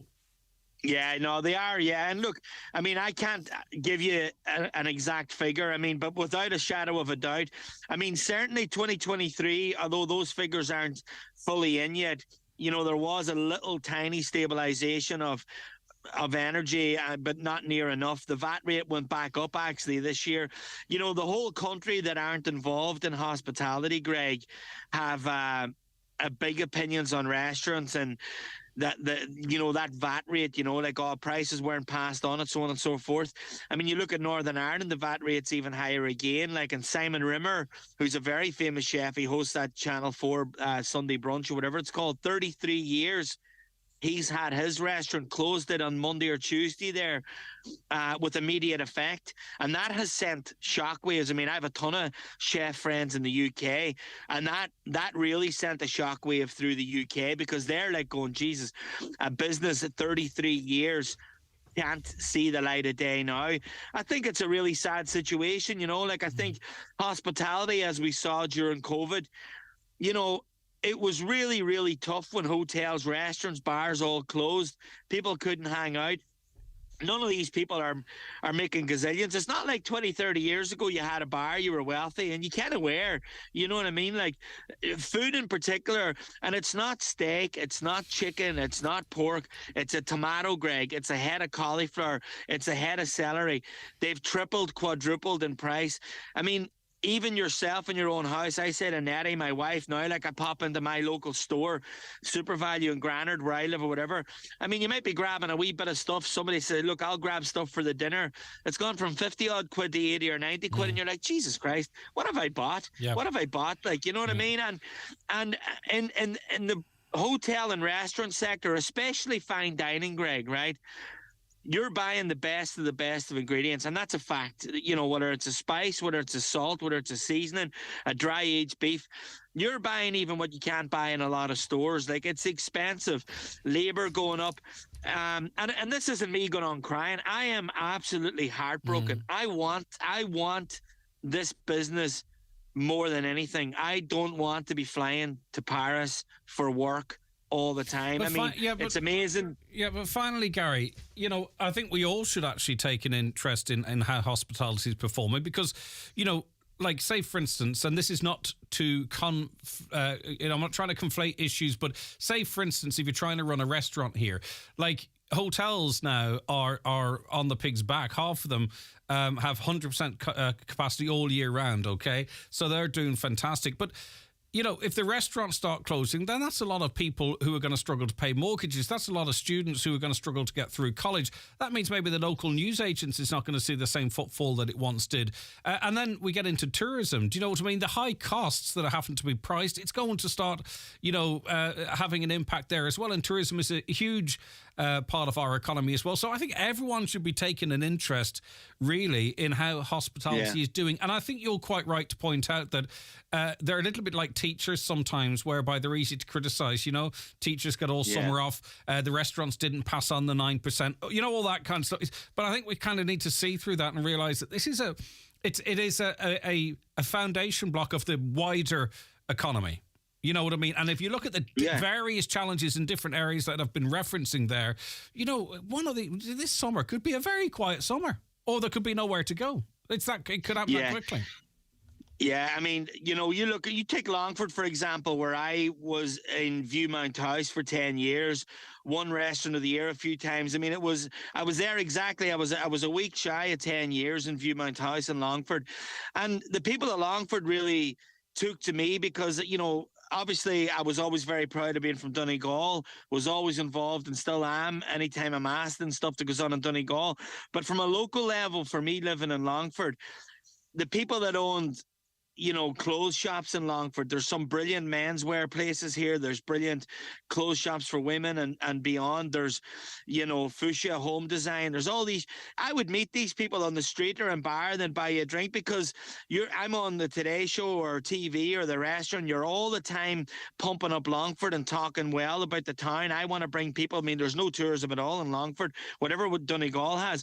So you got to fight your corner. And I needed people coming to the place. But that effect of a busy Viewmount House and the 12 or 13 rooms that we had being full every weekend, maybe half capacity during the week at corporate guests. But the ripple effect into Longford town of people get into Anya's or Matt O'Brien's menswear during the day on Saturday, coming out and staying in Viewmount, going to Strokestown House to view it, to play the Longford golf course that was wrapped around my herb garden. It wasn't just the 5-course or 6-course tasting dinner in Viewmount House and staying over in a Georgian Mansion house. They spent money in the town as well. And anybody that thinks any different, I mean, if tourists stop coming to Donegal, they're not playing golf in St. Patrick's Links, they're not staying at the Rosapenna, they're not going into Classic Casuals in Letterkenny whenever they're in town to buy something. They're not going anywhere. And as you rightly pointed out there, hospitality and tourism is the absolute foundation of business. And I think it's the biggest influx of money that the country has. And, sadly, we're going to find ourselves like a lot of the high streets in England. I mean, I go over to United anytime I can with my wee boy. And I mean, some of the high streets are the most soulless places you ever seen, with chain restaurants and don't get me started, it'll only annoy me, but all these lovely family businesses not being there, But the thing is it's happening in plain sight, you see, and you wonder why things aren't happening to sort of say, right, okay, this is where we could be in a year or two. Now is when we need to do something. And then we hear about how wealthy the country apparently is. Is it a case that we're just going to become a massive data center? I don't know. Is that it's not really being truly explained. I'll just leave you with one question, if that's okay. I think you've referenced this already, but it's from a butcher. Beef prices have never been cheaper, chicken, pork, etc. I'm a butcher for 40 years. The only cost that has gone up for me is electricity. I sell fillet steaks at 4 for €30. In a restaurant, they charge you €35 per steak. That's not my experience, but anyway. Restaurants are scamming people out of money. Beef has never been cheaper. I don't agree with what Gary is saying regarding price. But you talked about it. You actually referenced it. You can also buy cheap shit beef, with all due respect. You know what I mean? You can buy cow fillets that I wouldn't give to a dog, or you can buy dry aged beef. So whatever butcher is talking there, he's chatting through his arse, Greg, and excuse the language, but any butcher that tries to chat to me about beef being cheap, he's buying muck. Okay, Gary. All right. And on that note, I think as soon as you mentioned being a United fan, things went downhill in your mood there, Gary. I don't know what the hell's going on. I mean, that there kind of nonsense sends me mental. I mean, I could pick any ingredient and find you a cheaper alternative that I literally wouldn't give to a dog. Gary, listen, stay safe. Thanks very much. Lovely to chat to you. Gary O'Hanlon there, chef and consultant at O'Sullivan's Group in Paris. Watch the show live now on YouTube, Facebook and at highlandradio.com. The best place to get a new bed or mattress at a great price is Restix Beds, Letterkenny. Massive January sale is now on. Sponsors of today's show. On this week's Business Matters, my guest is Tony Forrester, Chief Executive Officer of Letterkenny Chamber. Join us on Sunday after the 6 o'clock news. Business Matters in association with Atlantic Technological University, Donegal. Study for a Doctorate of Business Administration and obtain the highest level management qualification available. Visit atu.ie/DBA. Your flu and COVID-19 vaccines will give your immune system the top-up it needs to help protect you from serious illness. A flu vaccine is recommended for you if you're 65 or over. A COVID-19 vaccine is recommended for you if you're 50 or over. Both vaccines are recommended for healthcare workers and anyone who is pregnant or has a long-term health condition. Talk to a participating GP or pharmacist or visit hsc.ie for more. From the HSC. The winter sale in Carrickdon is now on. Amazing reductions of up to 50% off in all departments. Shop in 42 stores nationwide or online at carrickdon.com. Kick off the new year in style with Carrickdon. Well, Grace, how are you today? I'm good. I've just been down to the made-to-measure Fireplaces showroom in Creasla. They have an incredible selection of over 40 colours for kitchen worktops. And guess what? For a limited time, they're offering a 40% discount on any electric fire when you purchase a worktop there. 40%? That's an amazing deal, Grace. Absolutely. And trust me, if the discount alone doesn't sway you, their huge selection of Fireplaces stoves, wood pellet burners, beams and stone cladding certainly will. Contact Made to Measure Fireplaces Creasla on 074 91 38 365 on Facebook, Instagram and on mtmfireplaces.ie. High prices are driven by high wholesale costs, says the listener. Prices are still twice what they were in 2020. Price match between other companies is what will bring price down now. We need to keep bringing down wholesale prices. We need more renewable energy, more energy storage. We need to improve our infrastructure and our planning system. And we need to get on it right now. Right, yesterday we were talking about hospital food. We were talking to Gillian, whose experience was mostly in hospitals based in the capital. She says the food was muck, effectively. Then we had lots of people praising the great staff down at Letterkenny University Hospital. And now we're going to hear of Jimmy's experience. Hi, Jimmy. Hi, Greg. How are you getting on? Good to speak to you. Right, your experience in terms of what you might be able to eat or not eat is governed quite a lot by a severe nut allergy, Jimmy. Yeah, I got nut allergy now since probably 17 years, I think, or something like that. And Jimmy, before we get on to the crux of it, did that develop? Like, did you not have a nut allergy when you were younger, and then it came on you, or did you just realise, or what's the story? No, it was New Year's Eve. It's my anniversary, so it's I think it's in 2006 or 7, and actually that Christmas I was eating pistachio nuts. Yeah. No problem at all. But whatever I ate in a biscuit, it didn't work. It didn't happen right away. But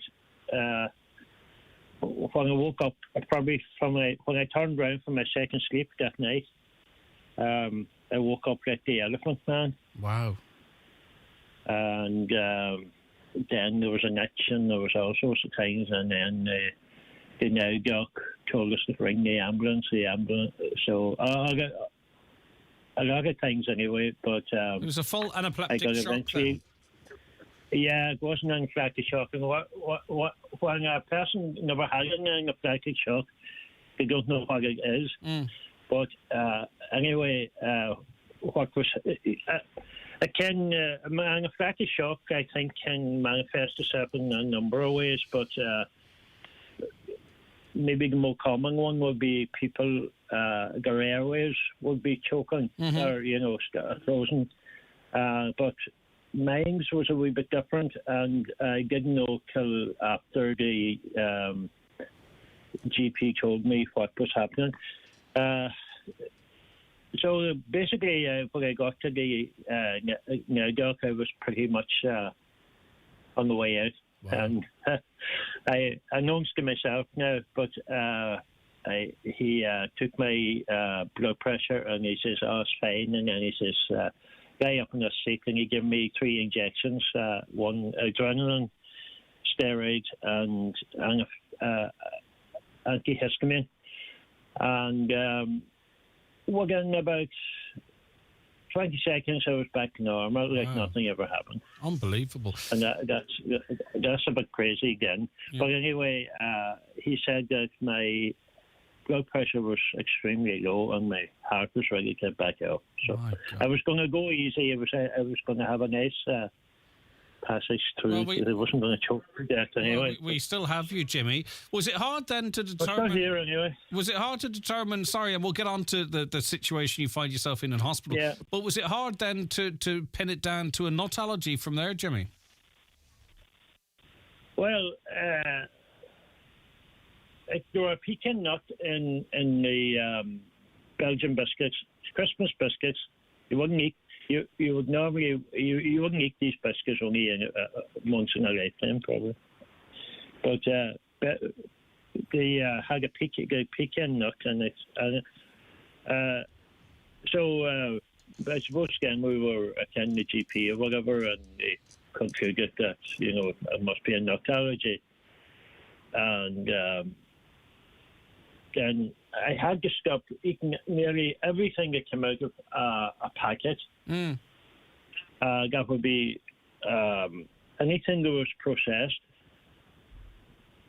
gravy, anything that had an association or could be cross-contaminated with nuts, which would be dried herbs, pepper, you name it,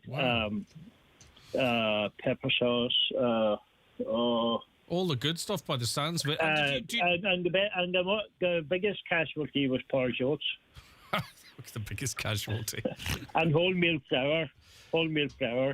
And this is the way you've had to, this is the way you've had to live your life now for the last 17 years. Like, do you test if the allergy is still there, or do you have that allergy now for the rest of your life, Jimmy? Or? Yeah, I think they are a test, and I think it's like about £300 euros that time, and I suppose it's a lot more now. Right. But I think I never went for it because I think that it would tell you that you were allergic to a specific nut, say pecan nut, right? But that's no good really for me. It's no advantage for me because that pecan nut could be cross-contaminated with anything. I can't isolate. What about eating out, Jimmy? Is that a problem, or can you eat out? Well, after that experience, then it was what would you eat, and a lot of it then was trial and error. Wow. You have to tell the tale, and you're okay, and then you can eat that to a certain degree. You're probably taking about 90% no risk on it, So do you know this reaction you had to this particular nut?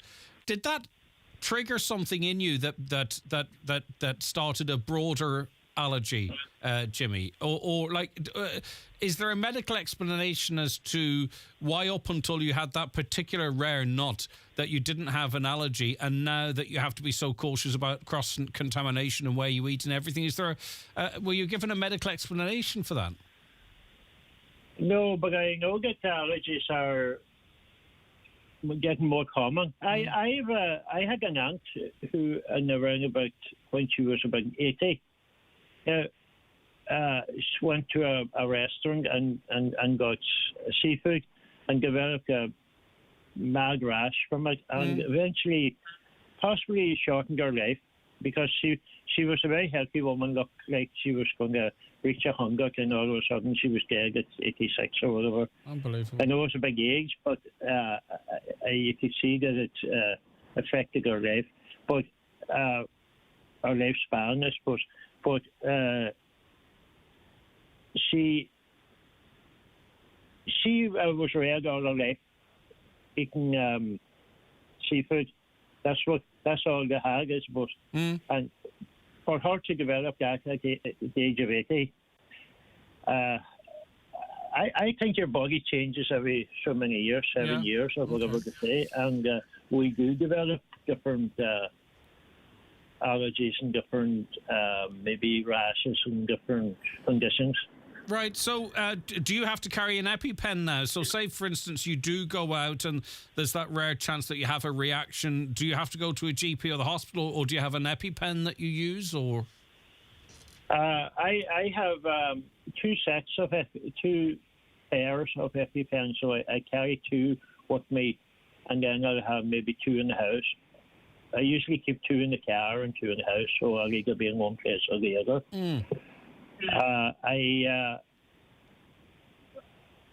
I only had one scare ever, and it was in Scotland in the Isle of Mull. And I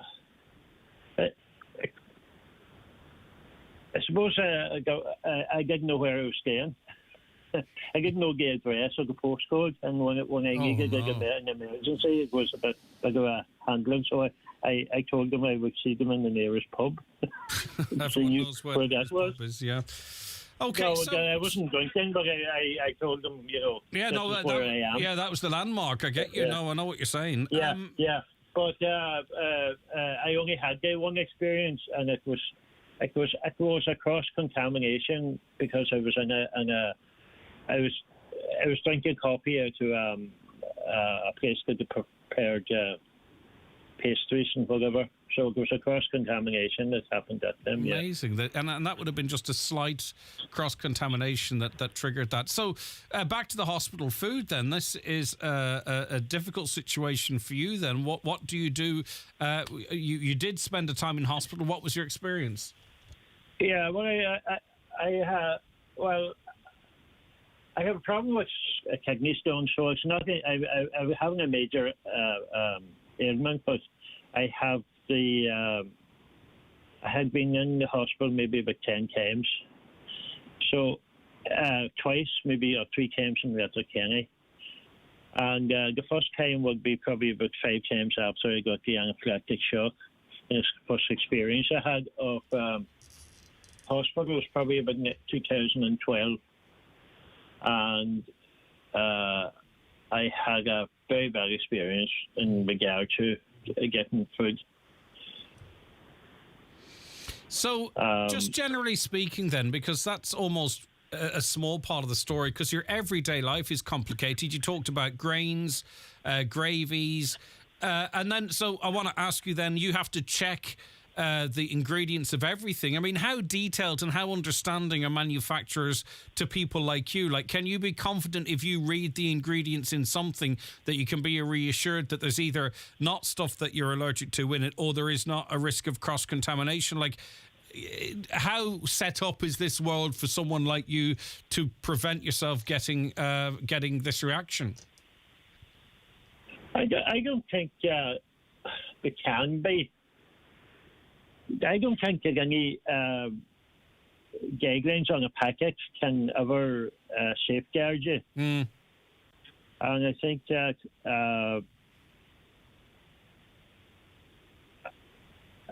I usually have a specific set of food. I could nearly eat the same thing day in, day out. As opposed to buying it in the shop.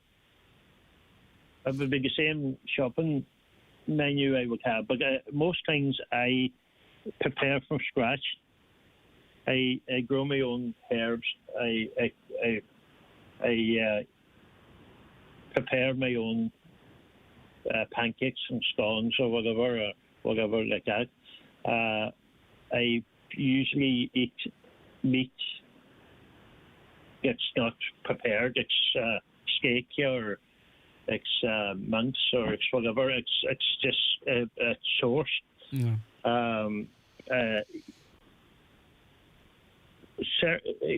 Everything that I eat is probably comes from. It doesn't come from it's not processed. Yeah, but ironically, you probably have a really good diet, Jimmy, because you're eating all unprocessed stuff. Fresh meat, growing your own herbs and veg. Ironically, you probably have a really excellent diet.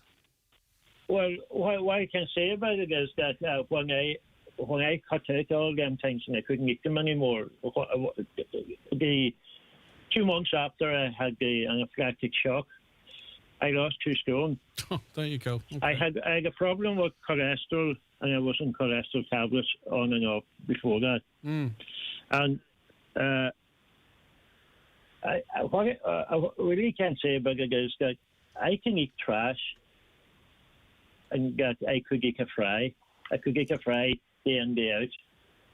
I could eat greasy food, and I wouldn't develop cholesterol, and I actually have the best rate of good cholesterol that anyone can have. My word. And my blood is always perfect. All clear. All right, Jimmy, listen, come here. It's been an interesting, insightful conversation. Thanks very much for your time. I really do appreciate it. That's Jimmy there, who was talking, or initially was reacting to the complications of a hospital stay, having a severe nut allergy, but I thought really quite interesting, actually, just to learn a little bit more about the life of someone with a severe allergy. 08660 25,000 is the WhatsApp and text number there for you.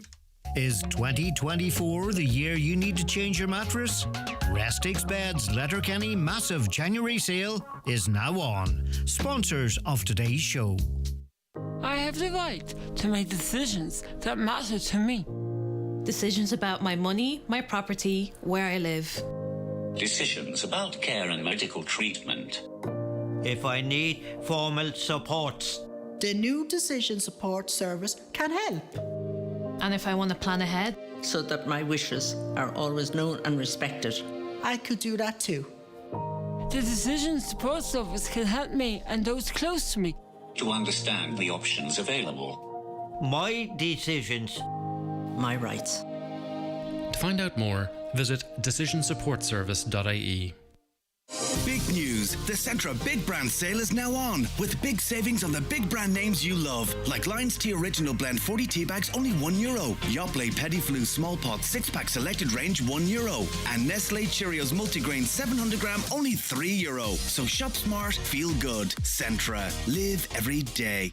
Highland Radio is seeking applications for a producer-presenter to join our busy sports team. The ideal candidate will take direction from the head of sport and will be required to produce and present our main sport programmes and bulletins. Must have an interest in sport across the Northwest and be able to retrieve and assemble stories while constructing scripts for on-air broadcasts and our website. A strong knowledge of multimedia and social networks will also be required. The position is on a 4-day basis that includes weekends. Those wishing to apply should forward a CV to Highland Radio Sport, Pine Hill Mountaintop Letterkenny, F92VW08, or email hr@highlandradio.com. The closing date for applications is the 5th of January. Highland Radio weather updates brought to you by Grant. Building a new home? Choose Grant's A++ rated Airona air-to-water heat pump and Uflex underfloor heating. Visit grant.ie. Okay, let's have a look at the weather forecast then. I can tell you that rather chilly today with bright spells and scattered showers. Some of the showers may be heavy with the small chance of hail. Maximum temperatures of 6 to 8 degrees and a moderate to fresh west or southwest breeze. All right, you can have ones if it's not yourself all around the house humming that tune. That is Chase the Sky, of course, becomes synonymous with darts on Sky Sports. So record numbers of you, both here in Ireland and across Britain, were watching last night as the World Championships 2024 came to a conclusion. Luke was going to win it. It wasn't Luke Littler, the 16-year-old. It was, in fact, Luke Humphreys. Alex Hughes is a young darts player from Inver in South Donegal. Good morning to you, Alex. How are you getting on? Good morning. I'm doing well. Good stuff. Come here. You play the darts, do you? Do you play competitively, locally? Where did you get your love of darts?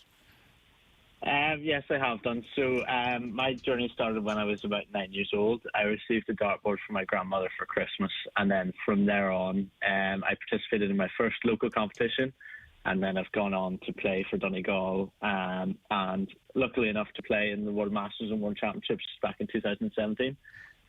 But at the moment, I'm currently focusing on my academics, but I hope to get back into it in the next couple of years and hopefully one day play in Ali Pali myself. And how do you go about doing that? How do you...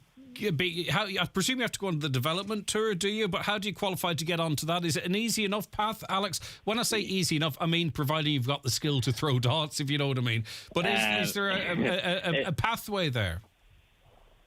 There is a pathway. So most players will qualify through the development tour. I think if you finish first on the development tour, then you gain your PDC tour card, and then the top 64 in the PDC order of merit gain entry to the World Championships. Now, how Luke Littler gained entry was by winning the Youth World Championships, which automatically got him into the PDC now that he's 16 years old. So you have to be above 16 to be able to do that. So I've just reached that age barrier myself. But yeah, it's quite a tough process, and it's very competitive. Darts is the standard cross darts has really gone up very high in the last couple of years, and it's quite unpredictable who's going to win each competition. It really is. It really is quite phenomenal. And indeed, Luke Humphreys last night referenced the fact that he doesn't think that anyone can dominate the sport now, like a Phil Taylor might have in the past, that the standard is so high. But just, and fair play to Luke Littler too, he got £200,000, but also that catapulted him into the top 32. So he's off the development tour, and the darting world is his oyster. But Alex, just put it into context to us, for us, how significant his achievement is as a 16-year-old. It's not just about throwing the darts. It's about, because lots of people can do that on the floor, in their house, perhaps not at that level, but to do it on stage under the lights against the best in the world at that age, not just the accuracy, but the calms, the nerves, the board management. How impressive is it as a fellow darts player? Yeah, he was absolutely fantastic. He had no fear. He controlled every game himself. He played his own game, and that's what was most important to him. you wouldn't have really seen a difference in him playing if he was on the floor or on the stage. It made no difference to him, and he actually got better as the tournament went on. He grew in confidence. But yeah, he was absolutely fantastic, and he's a great ambassador for the game of darts, really down-to-earth guy. And I was most impressed by how he dealt with the media pressure that was put on him, even from early in the competition, because that's a big thing a young player like that can go through, but he done very well. So yeah, it was very pleased for him. Yeah, and I mean, he's going to win one, isn't he? I mean, maybe he didn't do it in his debut, but he's ripped up the record books, and there's just no doubt he's a future world champion. Would you agree? Yeah, absolutely. I think he has time on his side, but he can definitely hold his head high and go into the tour this year with great confidence, and hopefully do just as well in other majors, and going forward definitely get that one world championship, or perhaps multiple if he continues to this standard. In his pathway to the final, he built his idol. He beat his idol in Barney, and there's the great footage of him throwing darts as a 3-year-old, inspired by the likes of Barney. There's no doubt that Littler now is going to inspire another generation. I mean, if I were a dartboard manufacturer, I'd be licking my lips this morning, because he's going to get thousands of young people across these islands and beyond playing darts, because you want to see what you can be, and he's done that for so many people.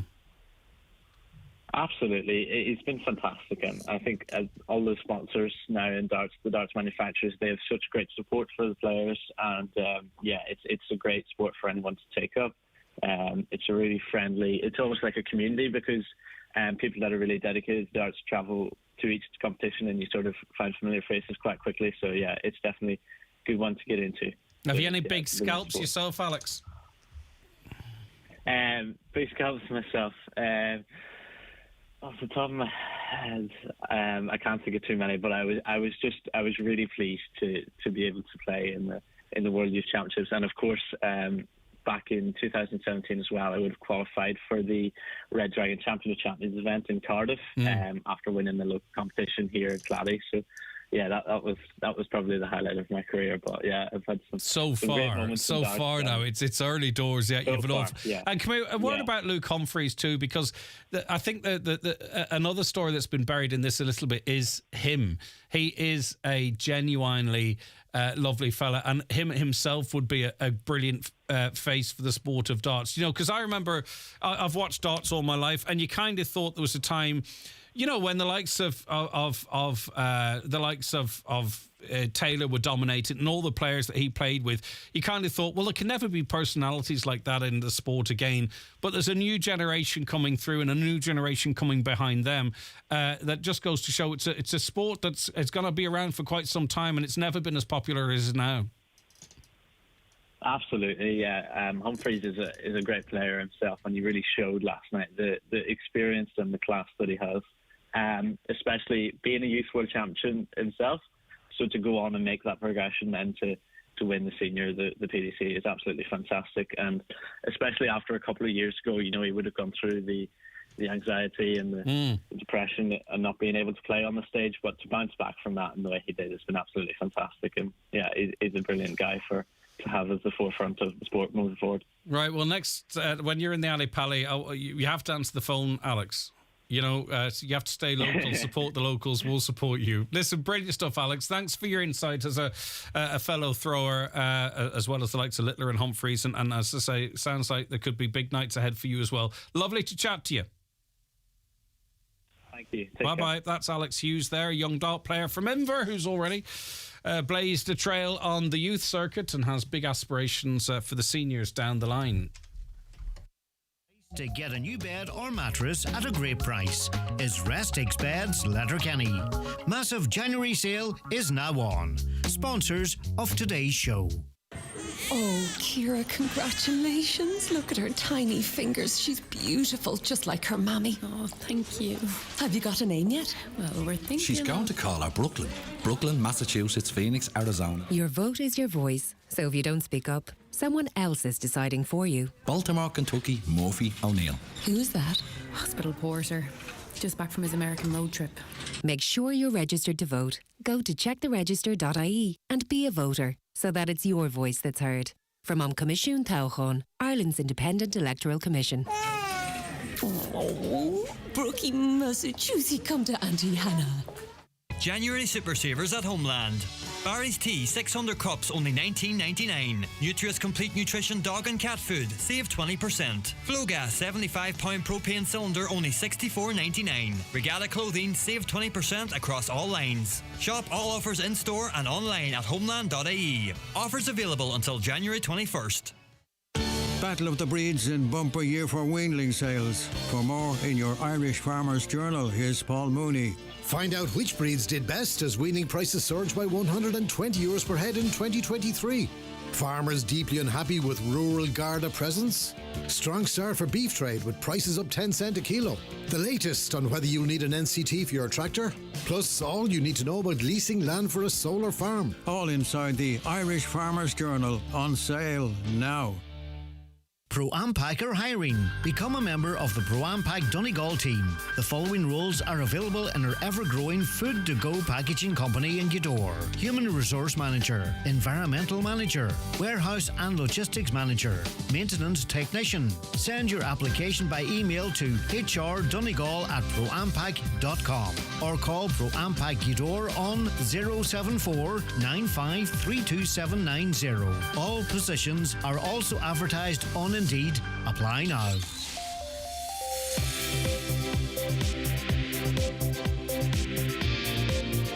The county's #1 talk show, The 9 till Noon Show on Highland Radio.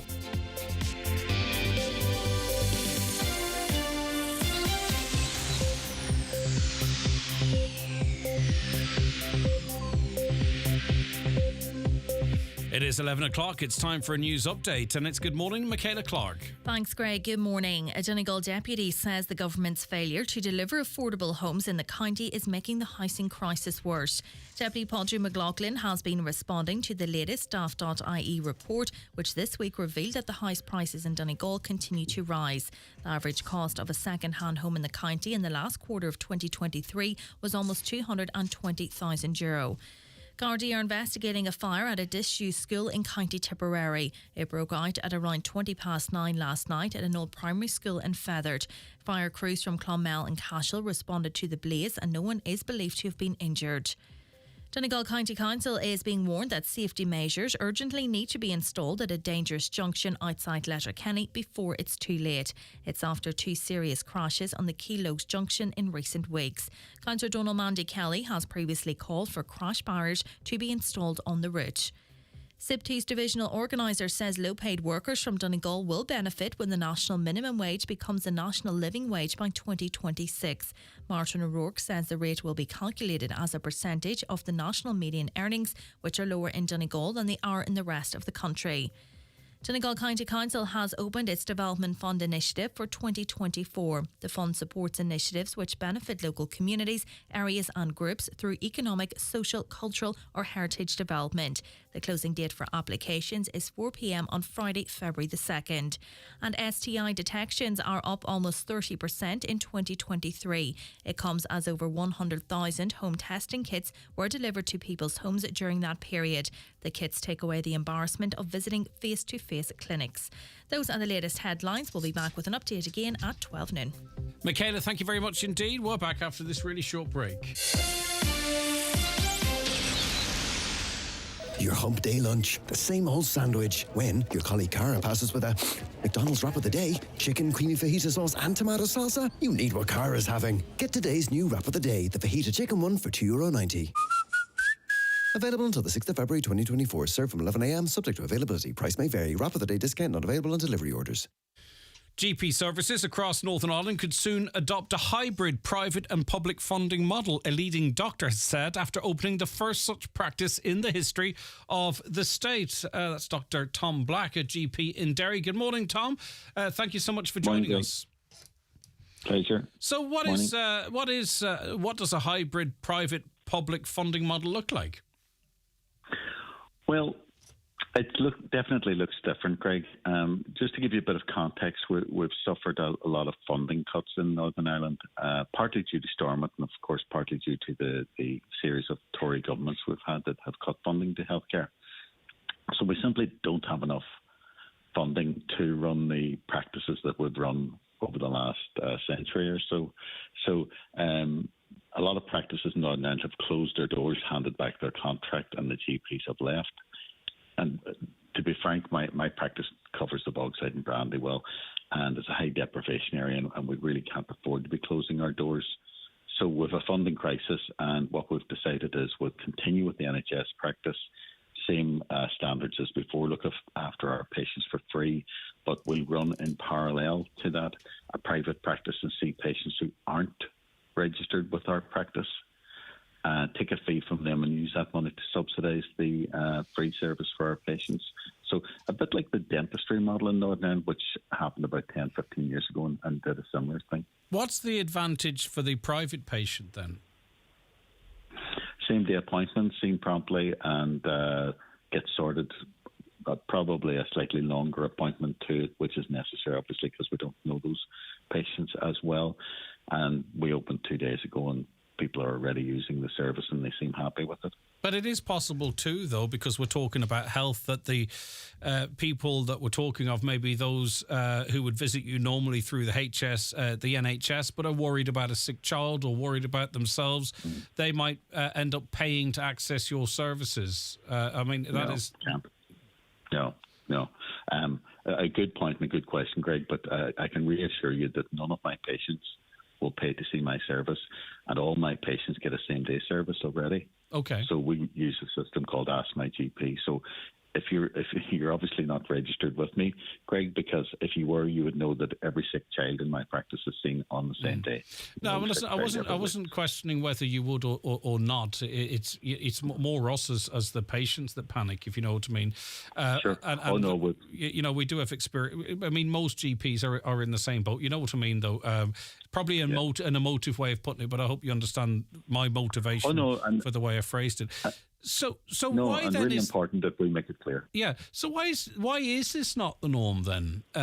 Do you think? You say it has been adopted by the dental practice. You believe that people will look at what you're doing and saying, right, this is the future of GP care in Northern Ireland. It will be if they don't find funding. I mean, we don't have Stormont. So let's take an example. This year there was a 6% uplift to GP funding, and it was supposed to be applied last April.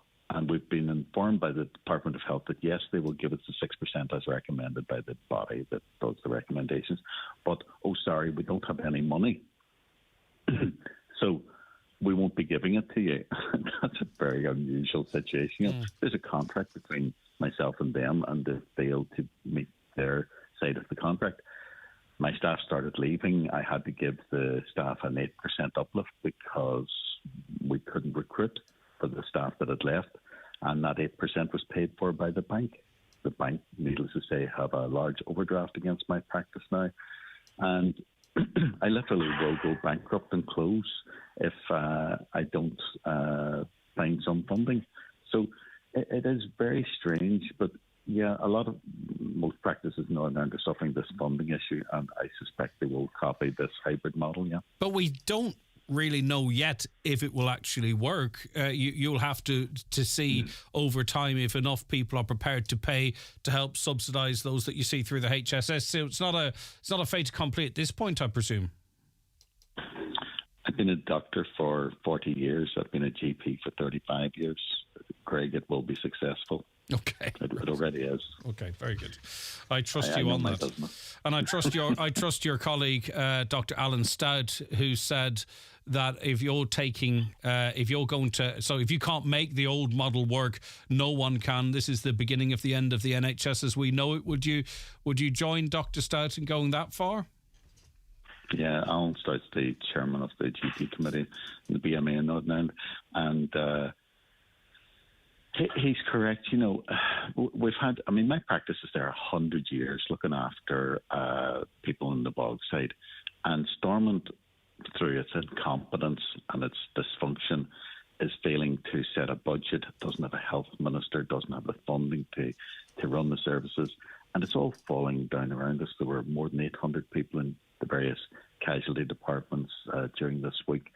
Our waiting lists are 6, 8, 10 years long. I mean, if you're 60 odd in my practice and you need a new hip, you will die before you get a hip replacement. So you have to go and pay for it privately if you want a hip replacement. The whole thing's just falling down around us, Greg, and it's bad politics, you know. And I appreciate the politics in the north and politics in the south. The south is doing better with their health service. People are living longer in the Republic of Ireland. People aren't living longer in Northern Ireland. And in fact, in the UK, life expectancy is dropping, just like America, because they're not applying enough resource to health service. So politics is really important if you want a good health service, and we're failing on both at the moment. And just finally, just to help me understand a little bit better, who are the private patients? Because as you say, you know, you're committed to if someone has a sick child, or some of the scenarios I gave them, that, you know, through the NHS you will see them the same day or very promptly, depending on presumably a little bit of triaging there. I would have thought most people are registered with a GP, and maybe that's the little bit of ignorance that I have. So, like, who is the private patient that is prepared to pay to see you on the same day? If many of your patients, if not all, can already see you on the same day, if that makes sense. And sorry if it doesn't, Doctor. Yeah. So my patients can see me on the same day, but for instance, yesterday I had routine appointments as well for same day. But the day before I didn't have routine appointments for same day problems. So I was only seeing people who had urgent problems. Now, you can define yourself what's urgent same day and what isn't, but with the private service, every day is same day urgent, every appointment is same day. So you can see the advantage. If you were a busy professional or even a busy mother looking after a family and you didn't have the time to sit on the phone and wait for the appointment and then get an appointment at the time that didn't suit you and a day that didn't suit you, and the private service accommodates to you and bends to your needs, you can see the balance there. I mean, I don't know about you, Craig, but I can't get to the dentist because I'm far too busy to get to the dentist. And that's the sort of analogy. And do you think with the private patient you'll see more of the type, which sometimes we all are, that we want the script that we want, but the advice that we don't need, or we feel? There's no doubt that there's a slight difference. I mean, I've never worked in private healthcare, and I never thought I would. After 40 years, I find myself in a position where I had no choice, and I have to do this to keep the service going for my people on the Bogside. And they are my people. This is my community that needs this service. So is there a slight difference? Yes, but in the end of the day, we're very much trained in the clinical model. I'm a graduate of University College Dublin Medical School, and they taught me well down there, thank God. And I work along the same lines as they taught me many years ago. Okay. Dr. Tom Black, nice to speak to you again. I appreciate it, your time today. Take care. That's Dr. Tom Black, a GP in Derry. He has opened the first hybrid private and public funding model for a GP practice. He's certain that it's going to be a success, as you heard from him. And also there's interest from other GPs to see if this could work for me. All right, okay. What do you think? 086 60 25,000. If you're listening to us in Derry, 00353 86 60 25,000. And many of you are, by the way. I'd like to hear more from you on the messaging and text machine, because I know you're there, because I'll be in Derry and I talk to you. So make sure that you know that this is your show too, and to feel free to raise any issues across the Northwest. We can work on your issues too, be it New West Tyrone, any part of Tyrone or Derry. The numbers for you specifically, this is a call out for you, to you, 00353 86 60 25,000, the WhatsApp and text, or 00353 74 91 25,000. We hear from many of you. I'd like to hear from more, because I know you're out there and I know you're listening. All right, back with more after this. The county's #1 talk show, the 9 till noon show on Highland Radio. Is 2024 the year you need to change your mattress? Restix Beds Letterkenny massive January sale is now on. Sponsors of today's show.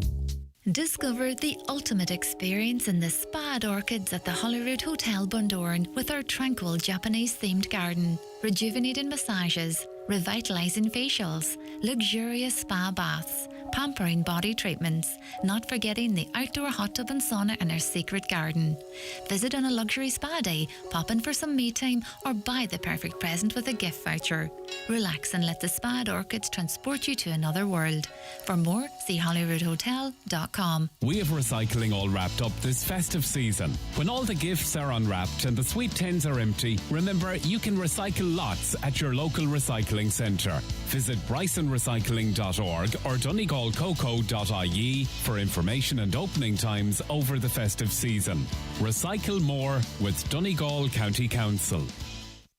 Expecting a baby in 2024? Then get to Cool Kids Sligo Winter Baby Sale with up to 50% off selected prams, pushchairs, car seats, nursery furniture and high chairs. Cool Kids Sligo, your premier destination for baby equipment in the Northwest, will take a deposit and deliver for free nationwide. Shop online at babyaccessories.ie. Highland Radio time checks with Expressway. Travel Route 32 from Letterkenny to Dublin when you book online and travel for less. Expressway, bringing you the time at...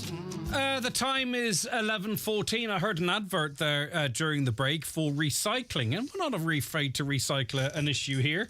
And we're going to recycle one of the NCT failure hotspots. It's almost a year, if not a year, since we last spoke to Shane O'Donoghue, editor of CompleteCar.ie, on this issue. But it's a live one and something we probably need to get to the bottom of. I don't know what... good morning to you, Shane, and Happy New Year to you, by the way. Thank you very much for joining us again. And to you, Greg. Nice to see you. I don't know, since we talk about it like half the cars are failing, I'm not sure what are we measuring that against? Like, maybe that's normal. I don't know if that's good or that's bad, or, 59% of cars are failing. Is there an international standard? Are we, you know what I mean? Like, we look at it and you go, that's terrible, but maybe that's normal. I haven't a clue. Well, according to the APP Plus, the company that runs the NCT service, they're saying that the fail rate is fairly normal, to be honest, and that's not abnormal. So I'm kind of surprised that the piece in The Independent today is leading with that information, because that's not shocking in itself. Well, paper doesn't refuse ink, Shane. I know, but it draws attention to the issues we still have, and I guess it is the responsibility of every driver to have their car roadworthy, regardless of an NCT certificate, and regardless of all the crazy delays we've seen in the NCT service over the last year. It's still up to each individual to have their cars in a good condition. Yeah, and listen, the failures aren't I mean, some are, but they're not on, you're missing a bulb in above your number plate or what have you. They are important things. Wheels and tyres, 10%. Brakes test, 9.6%. Side slip test, 11.2%. Steering and suspension, 14.6%. These are some of the top reasons for an NCT failure. These are the basics, the fundamentals that keep this 1 ton plus machine under control as much as is possible. Yes, and I guess also, going against what I just said, those things are kind of hard for owners to check for themselves. Certainly things like the suspension and steering systems, anything that crops up in there. So those are likely to be misalignments in the suspension or misalignments in the steering, which, an experienced mechanic or an experienced person might jump into somebody else's car and go, oh, your car is slightly pulling to the left or something. But somebody who owns the car, and if that has gradually happened over time, they're probably not even going to notice that. So it's probably unfair to say that it's up to each individual to spot that for themselves. But I would always suggest that it's a good idea to bring a car to a mechanic to check and have a service, whatever, before it's due for an NCT. But is it not a little bit different in Britain and Northern Ireland, in that you can take your car to your local trusted garage, perhaps, that they'll do a run through, check what needs to be done, and then they MOT the vehicle, and away you go. We have this system whereby I think it's set up in that an awful lot of people kind of use the NCT as a checklist of what needs fixing. And I might be wrong, and maybe that's just what I kind of sometimes think myself, but I just wonder if that's part of it. Yeah, you're probably right. It is very different in the UK. We have a far more centralised system in Ireland for good and bad reasons. People do use it, as you say, as I'll throw the car in and see what happens. But I personally don't understand that, because it takes your own personal time to go bring the car in. And then if you have to bring it back for a retest, I guess a lot of people are hoping that it'll just go through. But do you see, I think this is where garages, if they're not already doing it, are missing a trick, because I think if they say, come into us for your pre-NCT service, and if your car happens to fail, we'll fix it for free or something. Do you know what I mean? Like, and market it a little bit differently. That's what I'd be doing. I would say, we'll do your pre-NCT test. I'm not saying you'd fix whatever's wrong for free, but, to offer some sort of level of entitlement, because maybe this is it's not justified, but maybe they're fearful that, well, at least I'll know I'll only get fixed what's broken. Do you know what I mean? So I think the industry could make a shilling out of that. Yeah, that's an interesting point. And I guess, again, going against what I just said, I think people It's are me supposed to be arguing with you. You're not supposed to be arguing with yourself, Shane. I know. It's not normal. It's Happy New Year and all that. I guess if people are thinking, oh, sure, I'll only bring it to the garage if I need to, as opposed to if you have a retest, you have to get things fixed anyway, or if people are thinking, right, I'll bring it to the NCT centre only. If I have to get something fixed and a retest, fine. If I get away with it, I don't. Otherwise, if I'm, doing the right thing, bring my car to the garage first, make sure it's all in tip-top shape, and then bring it to the NCT centre, you're still doing 2 trips, 2 days or whatever, 2 days of your time. So I don't know. Different people do it differently, obviously, but there's clearly enough people out there not having their cars ready for the NCT. Yeah, and I think this is where the real sort of interesting element of these figures come in, and that's sort of certain areas that have consistently higher failure rates. And we can't really get to the bottom of that, can we? There's a standardized testing system, right? I'm sure there's not a whole group of staff that are particularly fussy.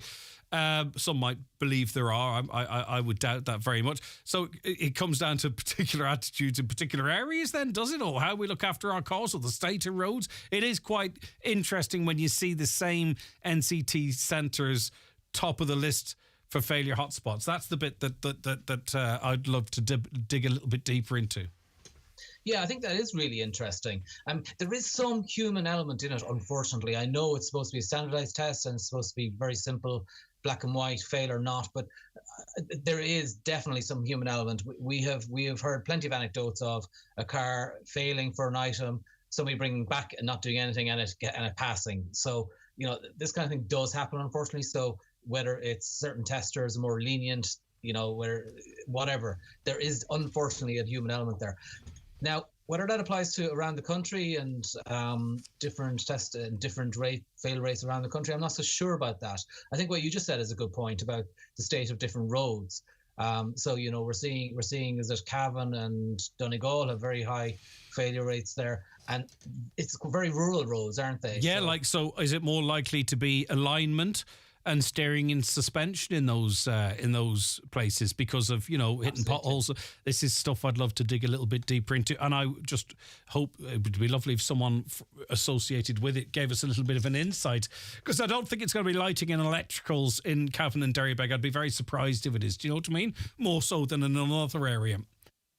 Yeah, absolutely. I mean, if the data clearly shows, and the data exists, of course, if the NCT service shares that data with the right authorities, if the data shows that cars in certain areas are less safe because they're hitting more potholes and their suspension becoming misaligned more frequently than other parts of the country, then that clearly points to more budget needing to be spent in those areas to fix those roads in the first place. The NCT was set up day one as a road safety issue, and if we're basically just leaving it run without analysing the data and using a data-led approach to road safety, then we're missing a trick there for sure, aren't we? Yeah, indeed, and it kind of goes into one of the little hobby horses I'm on, and that we need to. One of the contributing factors to road traffic collisions can be road conditions, but we don't talk enough about that. It's often down to the vehicle, rightly so, of course, or the driver, but the road conditions can play its part, and weather, but the actual state of the roads as well. I think would be useful information. Shane, as always, thank you very much indeed. Before I let you go, surprised, what's your view on seemingly a huge jump in electric vehicles? Is that of any surprise to you? No, not at all. It's the way we're going. There's a lot more models available than ever before. So last year we saw the introduction of a few dozen new models. And that alone, the extra choice is going to expand the reach, and everybody's talking about it. The government is pushing for it. They are lower running costs. It is the future. So I suspect we're going to see another increase of the same magnitude this year. Okay, listen, thank you very much indeed. As always, that's Shane O'Donoghue, editor of CompleteCar.ie. You can check out their website for all your motoring needs, as they say. Let's get to some comments. It would appear that the different levels for the minimum wage based on age is possibly in breach of EU anti-discrimination regulations, which prohibits ageism. I would have thought so too. And I see. Do you know where I see that kind of in the same space is certain businesses? And I'll tell you, they'll not be doing it if there's a financial crash, but certain businesses, hospitality businesses, having over 21 rules, not allowing 18, 19, 20-year-olds in. I see it in that same sort of a space. A caller says, I think the sign at the Green On should say, enter at your own risk, because the council cannot be responsible for safety conditions due to frosty, wet or windy conditions at the site. The only thing is I don't think simply declaring that indemnifies, if that's the right word, the council or whomever owns it, the OPW. Simply putting that sign up in and of itself, I don't think offers protection from claim. I'm open to correction on that, but I don't believe it is. I have to agree with Gary. It's impossible for businesses to survive. I closed my own last year. Just couldn't make money on it anymore. The last 3 years of it, we were losing money. All costs were through the roof and margins became smaller. We looked busy to anybody looking at it, but the reality is we weren't making money. Had to sell everything we owed to pay off everyone. It's the only decision we could make now. Drive for a living and would never become self-employed again. Well, fair play to you. You sold everything off to pay your debts. Not everyone would have done that. There's other alternatives, so fair play to you. Greg, good morning. Just wanted to let people know to be careful when out eating. My dad was eating in a restaurant in the north where he would go regularly. He was diagnosed as celiac a few months ago and checked with the waitress about food he ordered. It had tobacco onions on top, which he said, or she said, was definitely gluten-free. He was so sick the next day. Right, okay. Morning all. You're out and about, the price of food. I went into a deli this morning for my morning cup of tea and a sausage roll, only to find the price of a single sausage has increased by 30 cents, bringing it up to €1.30 for one sausage. The tea is up 15 cents. I don't understand why the price increased when the supermarkets are decreasing prices, but that doesn't tell the full story of running the type of business you're talking of, but I understand. Football last night, it was good to see Jim back and secure a win, but there should be some rule that a county plays at least half of its senior team in the McKenna Cup. That game was devastating for the youth Armagh lads. They were mostly under 21s, weren't they? And as for the supporters, not fair to be paying to see an A squad destroy a much lesser opposition. Well, it is the McKenna Cup. It is the McKenna Cup. It was an opportunity, I suppose, for both teams to test things. I'm sure Armagh didn't send that team up just to fulfil the fixture. Their management team probably have an eye on the league, an eye on the championship. And listen, what an experience for young players, even in defeat, to play against a strong Donegal team. So I would say there's more to it from both sides than may meet the eye. Know anything about darts? I don't know anything about darts, but watched the final. Very impressed with the pace of play and mental arithmetic exhibited by both players. Last dart of the seventh set at 42 was a huge turning point. Went 43 instead of 52. Okay, thank you for that. Some of the ring forts in Kerry are either owned by the council and not by the OPW. Others are in private ownership. Good morning, Greg. I was driving in rural Donegal last night and was shocked to meet not one, but two people walking on a main road in the dark with no high-vis. This is a serious accident waiting to happen, and I understand you're using the word accident, but it would be a serious incident, stroke collision waiting to happen, because it's not an accident, because someone made the choice to go out in dark clothing on a dark night, and that's a contributory factor. Greg, best wishes to you and all the staff at Highland Radio for a happy and healthy new year, coming in from Jody in Carndonna. And Jody, the same to you. And on it goes. Right, let us take a break. We're going to be talking about the different treatment of different people affected by defective concrete, the different approach by government dependent on who owns the property. It's an interesting one, and one we'll be talking about after these. Watch the show live now on YouTube, Facebook, and at highlandradio.com. The best place to get a new bed or mattress at a great price is Restix Beds, Letterkenny. Massive January sale is now on. Sponsors of today's show. Why leave all the magic moments or great scenes you've captured on your phone sitting there or in the cloud when you can have them printed at McGee's Chemist? Using the McGee's app or one of the in-store kiosks, you can upload your photos from your phone, Google Photos, Facebook or Instagram and have them printed instantly within an hour or in by 10 and ready by 5. See mcgees.ie for more details. Hold your memories in your hand with McGee's Chemist, Letterkenny. Elevate your sports gear with our F&F Active Collection so you can look your best on the way to the gym or, brunch. F&F Active makes fashion sense. Available at Tesco. Subject to availability. Available in the majority of larger stores. Get ready for Easy Living Furniture's biggest ever winter sale. Absolutely everything reduced across sofa, dining, bedroom, mattress and accessories. It's the furniture you want at amazing winter sale prices. Winter sale now on at Easy Living Furniture, Crescent Link Retail Park. Wishing all our wonderful customers a happy and healthy new year. Winter has just got a whole lot cozier with Green Shoes' big winter sale with up to 50% off across your favourite brands and styles. See in store at Green Shoes Market Square, Letterkenny Shopping Centre and in Fulcara, or shop online at greenshoes.com. Step into style and savings at Green Shoes' big winter sale. Homeowners, it's time to unlock incredible savings on your energy bills. Efficient Renewables is here to reduce your energy consumption, say goodbye to skyrocketing costs and hello to renewable energy solutions. With no VAT on solar panels and the generous grants for both solar panels and heat pumps, see these innovative systems in action in our state-of-the-art showroom in Newton Cunningham today. Contact Efficient Renewables on 074 97 08320. Okay, we're joined on the programme now by Lisa Hone, Chair of the Mica Action Group. Good morning to you, Lisa. Thanks for your time today. Morning, Greg. Happy New Year. And same to you, Lisa. And I was reading from Damien Dowds in Inishowen Independence that a double standard is emerging in relation to how we are rebuilding homes which are devastated by defective concrete. Inexplicably, the government strategy is for private homeowners to build, particularly with the green agenda and what have you, but to build homes to old standards. But the council-owned stock, the state-owned stock, is going to be built to modern standards. And, I mean, it is quite clear. I don't think anyone can dispute that that is a clear double standard. Can you make sense of it, Lisa?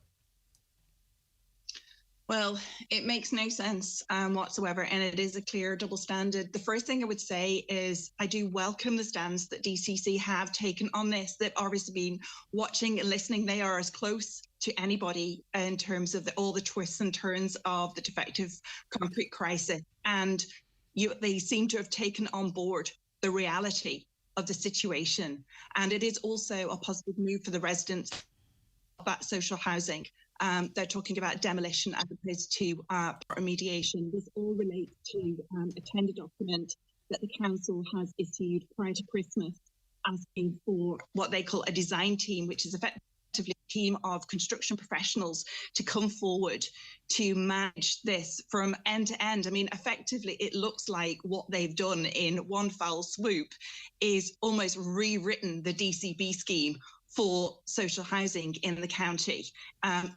It appears to be, and I would qualify that with regard to this is quite new information. We've had Christmas, we're seeking clarification on exactly how this is going to work, but it appears to be an end-to-end scheme managed by construction professionals. They're talking about demolition as opposed to part remediation. It's to current regs, or even better, they're talking about NZ homes, which is true proficient homes, disability access if required, re-landscaping, septic tanks.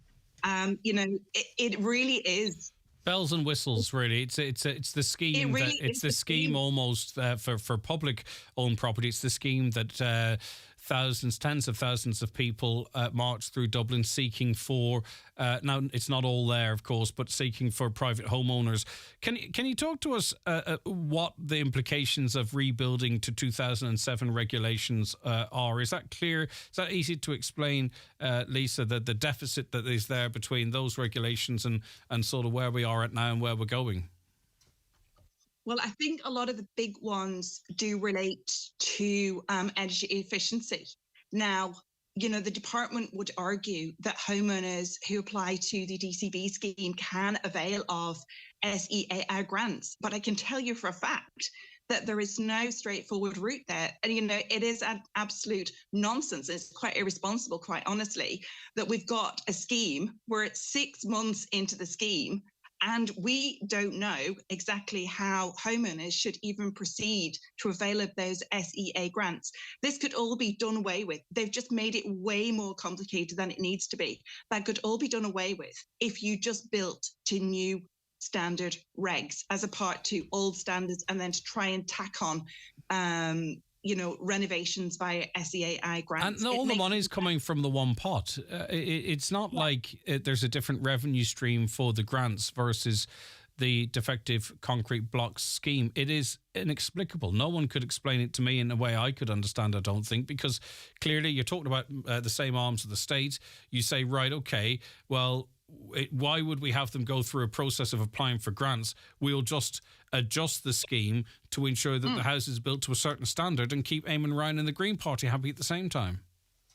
Absolutely. I mean, this got to remember, we've got a Green Party coalition, and they are part of the party. But where are they in this conversation? Like, I can't get access to a lot of these people anymore because I ask two-pointed questions, I think, sometimes. But in fairness, Eamon Ryan has come on the show, and I'm sure he will into the future.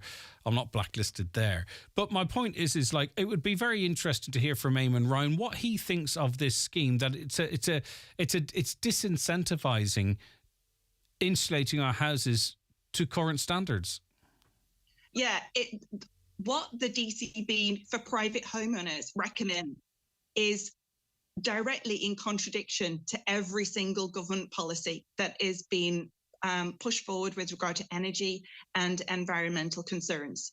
So it's an absolute, it makes no sense whatsoever. And one would think that, a scheme that deals in billions should be a legacy project. There should be no short-termism with regard to, something that is going to cost billions. That should be looked way, way into the future. And if you're not prepared to build to current regs, energy efficiencies, environmental concerns, it makes no sense. And on top of that, we've got a Green Party coalition advocating that we should build to, nearly 20-year-old regulations. The hypocrisy, Greg, is utterly off the scale. And I would love for, to come on the programme and speak to Eamon Ryan. I will be there if you can get Eamon Ryan on, because we have been pushing and shoving from all angles to try and get a Green Party response to the DCB scheme, and we can't get anything either. Yeah, well, listen, we'll make our inquiries again. In relation to the scheme in and of itself, is anyone moving through it at the moment? Because in terms of the current scheme, the jury's still out on foundations. There's new scientific evidence now to suggest that really we need to be tossing these houses, lifting the foundations, starting from scratch. We heard from the head of the council himself. I asked him if he had to avail of this scheme, would he rebuild his house on the old foundations? And he suggested, and I hope I'm not misquoting him, he said that he would try and source the funding to change the foundations as well. So all directions of traffic are going in the one way. Is anyone accessing this new scheme, or is it to wait and see, or we're seeking clarification, or when the next announcement might be made? What's the situation at the moment? Yeah, I just pick up on that, Greg. That's a really good point with regard to the foundations, and that is something that we need to seek clarity from with regard to this tender in terms of how the council is going to tackle foundation, because as you rightly point out, when John McLaughlin appeared on the show with you a few months back, he did advocate to homeowners that if they could lift foundations, that's what he would advocate. So one can only imagine that if he's putting in place a council-led scheme, that's what he will indeed advocate. So that is a key point that we need clarity. Actually, we might make an inquiry to the council directly, looking for clarification on that specific point, because I think that is actually, as well as the standards, that's actually, I think, of equal importance. But go ahead, Lisa. Yeah, it is very fundamental. And obviously, as you know, there was the latest tranche of scientific research. And this is the research was commissioned by government. So this is their own research done in a way that they asked to be done. And that is vindicating that at the moment, we cannot guarantee any part of the concrete that contains the defective aggregate. And it poses the interesting question about the whole scheme, which I thought was a fascinating question. We need to decide what a house is. Is a house 20 years? Is a house lifetime? Is a house to be bequeathed? You know what I mean? Because if it is to be there for 100 years, well, then all the concrete has to be changed, because it all contains defective elements and it will all deteriorate, maybe at different paces, but it will. So that, I think we have to decide how long people are entitled to a home for as well, which forms all part of that new science, I think. Yeah, and I think also you've got to think about the sort of mental strain on people as well. There is that legacy issue in terms of, a home should be built with a view that it's going to be there for generations to come. It should be there for our children and grandchildren, and it should be a legacy in the county. Good standard homes. But I think you also have to think about the mental strain of somebody living in a home, not knowing if that home is potentially going to fail again in the future. And it's that uncertainty. And I think that's a word that crops up, in conversations with homeowners affected by this issue all the time, this uncertainty, and it sort of gnaws and grates on people's mental health in terms of, is my home good? Is it going to last? And dealing with that, for years and years to come, you cannot put people into that situation. It's almost abusive. Those are really, really big issues. And you're not talking about potentially huge amounts of cost to make a home potentially good for a couple of decades, or a home good for generations. Even the cost things, it's multi-generational. There's a huge clawback from the state in the building process. I'm not saying for a second that this isn't a burden on the state. Don't get me wrong, of course it is. But this is long finger stuff as well for many, many of these homes. It's not going to be 300 billion this year. That's ridiculous. I mean, we're going to be competing for builders with the council now, for crying out loud. They're looking for them to build projects together and tie them up for years. God knows who's going to build all of the private houses as well, and that's no slight on the council. But this is multi-generational potentially, and as I say, there's a huge clawback in a lot of the spend from government, not to mention the fact that it should be trying to get some money back from the insurance companies and the banks as well. I can't believe we're still having this. I can't believe that logic and decency isn't prevailing here. And if that sounds like I'm on the side of the homeowner, I make no apologies for that. Yeah, and that's it, Greg. And what we've got a government that resists logic, resists facts, resists science, resists expert opinion, resists the experience of the homeowners. And it is that, cloth-eared, arrogant approach. I'm not gonna, mince my words. It is an arrogance of policy decisions being made by people who are insulated, who are just not taking on board. They would claim to have meaningful conversations or meaningful engagement, I think is the term they use. It's not, because they're not listening to the logic, the science, and the experience of homeowners. And the result of that is they're not making the right decisions. And this is, the latest, this scheme really, the difference between the DCB scheme that's been given to the private homeowners and the council run, that's vindication of everything that the campaign has been pushing for the last number of years. A caller says, if your defective concrete block house is built in 2015, do you have to rebuild to 27 regs? I'm not sure when the regs changed. I think you know what I mean? I'm not sure if maybe is there different regs in 2015 versus 2007? If there are, yes, you would have to go backwards in relation to that. But I don't want to put you on the spot. I don't know how often the regs have been updated. That's exactly it. I mean, again, you know, the illogic of the DCB scheme, you could have a home that is built much more recent standard regs, or you could have built your home over and above the regs at the time, which some people did with regard to, you know, energy concerns, etc. However, if you partake of the DCB scheme as it stands at the moment, that's it. We go back to the 8 regs. So. And listen, what that boils down to, by the way, and you correct me if I'm wrong, what this boils down to is 100% redress, right? Because I don't think the expectation is that someone will build to 2007 regs. It's that what they'll do is they'll put their hand in their own pocket or go back to the bank and build it up to current regulations. And then, of course, if they choose to do other... So in other words, this is about... Where I see that important is about the 100% element of this. Now, I don't think anyone accepts that this is a 100% redress scheme. I haven't yet to speak to anyone that believes that they can replace their property without having to re-borrow or dip into savings or whatever it might be. Maybe you can correct me on that one again, Lisa. But that's what this is about, isn't it? It's about, you know, you're going to probably build to more modern regs, but you're going to pay for it. Of course, less the SEAI grant. Yeah, and that really goes back to what you were saying before, excuse me, in terms of who's availing of it. And I think it is those people, you know, I think those people who maybe have that resource to be able to push forward, to be able to dip into savings or borrow as required, you know, in terms of those people who maybe can strip out foundations without being financially supported. But it's pushing everybody to the limit. You know, it's not easy. People are making huge sacrifices, but you've got people who are absolutely desperate to get to the other side of this.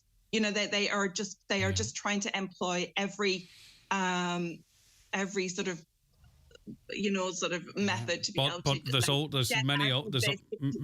there's many older people that simply can't borrow. There's people who credit rating has gone through the floor. There's people who are already paying a €1,500 mortgage with 30 years to run on it or 25 years to run it. They simply can't go back to that well again. You know, and people are at the same time having to try and send their kids to college and not being able to do so because money's being taken away from that resource. Like the ripple effect, the ramifications for so many families. Yes, there are those that can say, stuff it, I want this behind me. We have that, you know, €120,000 nest egg. I don't know. I don't think there's that many of them, but they're out there. But I think an awful lot of people simply are probably just hoping something changes and keeping their head down as much as they can for 2023 and see what happens. Is that the feeling you're getting, Lisa? Yeah, that's definitely the case with some. I think that those maybe who have more resource, they maybe have skills, they maybe have financial resources behind them, they may be able to find a way to get through. And there are definitely those, and certainly those in vulnerable situations, those who do not have the financial resources, those who do not have the physical or mental capacity to deal with this, because this is a really, you know, it's a serious undertaking which tests the best of us. And this is why we need an end-to-end scheme. This is why, you know, I'd go back to what the council are doing. That's exactly why we need an end-to-end scheme, because a lot of those issues would be taken away, because suddenly then you don't have to project manage it. Suddenly you're not looking for shortfalls, because we're under the guise of an end-to-end scheme. The financial responsibility comes into the management of that authority that is actually managing it. But also, too, rather than us individually trying to get contractors, if there was a bit more oversight, group houses into group 10 houses around Malin together and get a contractor in and maybe get it cheaper or what have you. I don't know, maybe that wouldn't be financially beneficial, but I mean, like, let's take the council model and copy it. Yeah, and I mean, you would think that would make economic sense, Greg, because, you know, there must be, if you're building thousands of houses, there must be economic gains to be made, economies of scale. I mean, what the government has actually done with the DCB scheme for the private homeowners as it stands, it's almost created a sort of micro competitive environment. So we're already under pressure to get hold of trades, developers, etc. And then what in terms of nationally, and then what the government has done here is literally pitched homeowner against homeowner and created this extra sort of competition within the DC. But then they've also, you could argue, they've also pitched those with resources against those that don't, because of the way the money comes through, and maybe some being able to front load and others not being able to. So it's a problem within a problem within a problem, Lisa. Yeah, and it's really irresponsible. It's really irresponsible because the converse of that is if you did have an end-to-end scheme and a much more systematic approach of working through all the houses, getting the economies of scale with regard to the buying in of materials, the use of contractors, etc., that would actually, you could benefit from the economies of scale as opposed to be pitching homeowner against homeowner. Right, okay. A company caller says, how can we be sure this is happening? Have you read the document? It was my understanding it was only a draft document. Well, listen, Damien Dowds wouldn't have done the story in the Inishowen Independent if he wasn't sure. And even if it is a draft document, it's far better than any draft document that was made for private homeowners in any case. I don't. Has this been formally sent out? Is it a working document at this point? Do we know, Lisa? It's part of the way that the council issues for tender competitions. So it goes out on a system called e-tenders, and it's basically them saying we would like relevant parties to so it's put beyond in the a draft tender for this particular project. Okay, it's beyond the draft. Lisa, thanks for your time. I do appreciate it, and we'll chat again, of course, over the course of this year. It is the 9 till noon show here on Highland Radio. Is 2024 the year you need to change your mattress? Restix Beds Letterkenny massive January sale is now on. Sponsors of today's show. It's the Patrick Feeney Music Weekend at the Abbey Hotel, Donegal Town, Friday 5th till Sunday 7th of January. Friday night there's Jimmy Buckley and Patrick Feeney. Saturday night Robert Mazzell and Patrick Feeney. And on Sunday afternoon, dancing with Patrick Feeney from 2 till 4 p.m. at the Abbey Hotel, Donegal Town this Friday, Saturday and Sunday. Pay at the door. Loganair's big summer sale is here. Save up to 15% off on over 1 million seats across the UK. Book by 9th January, travel from 1st February. Subject to availability, exclusions apply. Visit loganair.co.uk. Loganair, your journey, our joy. Tá ícíocht na cánach muoine áitiúla le haid fé cethair tlite faoin géadín an 10 lád a bhíanaar. Mar bhfuil an ícíocht seo déanta agat go fóil, nó sucrtha déanta agat chun an ícíocht a dhéanamh, nó mar bhfuil de thuairiscáin cánach muoine áitiúla tílacha agat hana féin, déanala gnis le a hull. Is é an bailachas éascach an tílacha agus íoc ná airlína, trí mo chuairsaí, ras, nó an táirseach cánach muoine áitiúla. Má fiochan tú an rawa, tror do chéir bhlíon túl, ní bhain for an ícíocht as de chúntas go dtí an taimne lá is fithe de bhí an bhórta. Má hastíí an carwet, nó mar a féidir le dul lína, glíar na Commissionary Income, ar a 9 a hain, a 7 a 3 a 8, a 3 a 6, a 2 a 6. March 2023 marked 100 years on from the execution of the Jumbo Martyrs.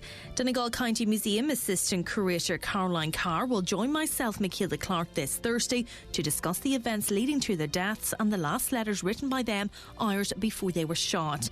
Listen in on Thursday, January the 4th at 7 p.m. for the last in a 4-part series to mark the decade of centenaries in conjunction with the Donegal County Museum. You can listen back on highlandradio.com. Highland Radio weather updates brought to you by Grant. Building a new home? Choose Grant's A++ rated Airona air to water heat pump and Uflex underfloor heating. Visit grant.ie. Rather chilly today with bright spells, scattered showers. Some of the showers may be heavy with small chance of hail. Maximum temperatures of 6 to 8 degrees and a moderate to fresh west or southwest breeze. Now, Dr. Anthony Breslin, as you know, is a consultant in public health with the HSC in our area here, and he joins us on the programme now. Good morning, Doctor. Thank you for your time. Good morning. Now, an appeal has gone out to the public to, if they feel unwell. Well, what is your advice, Anthony? I'll just leave it to you to speak to the public.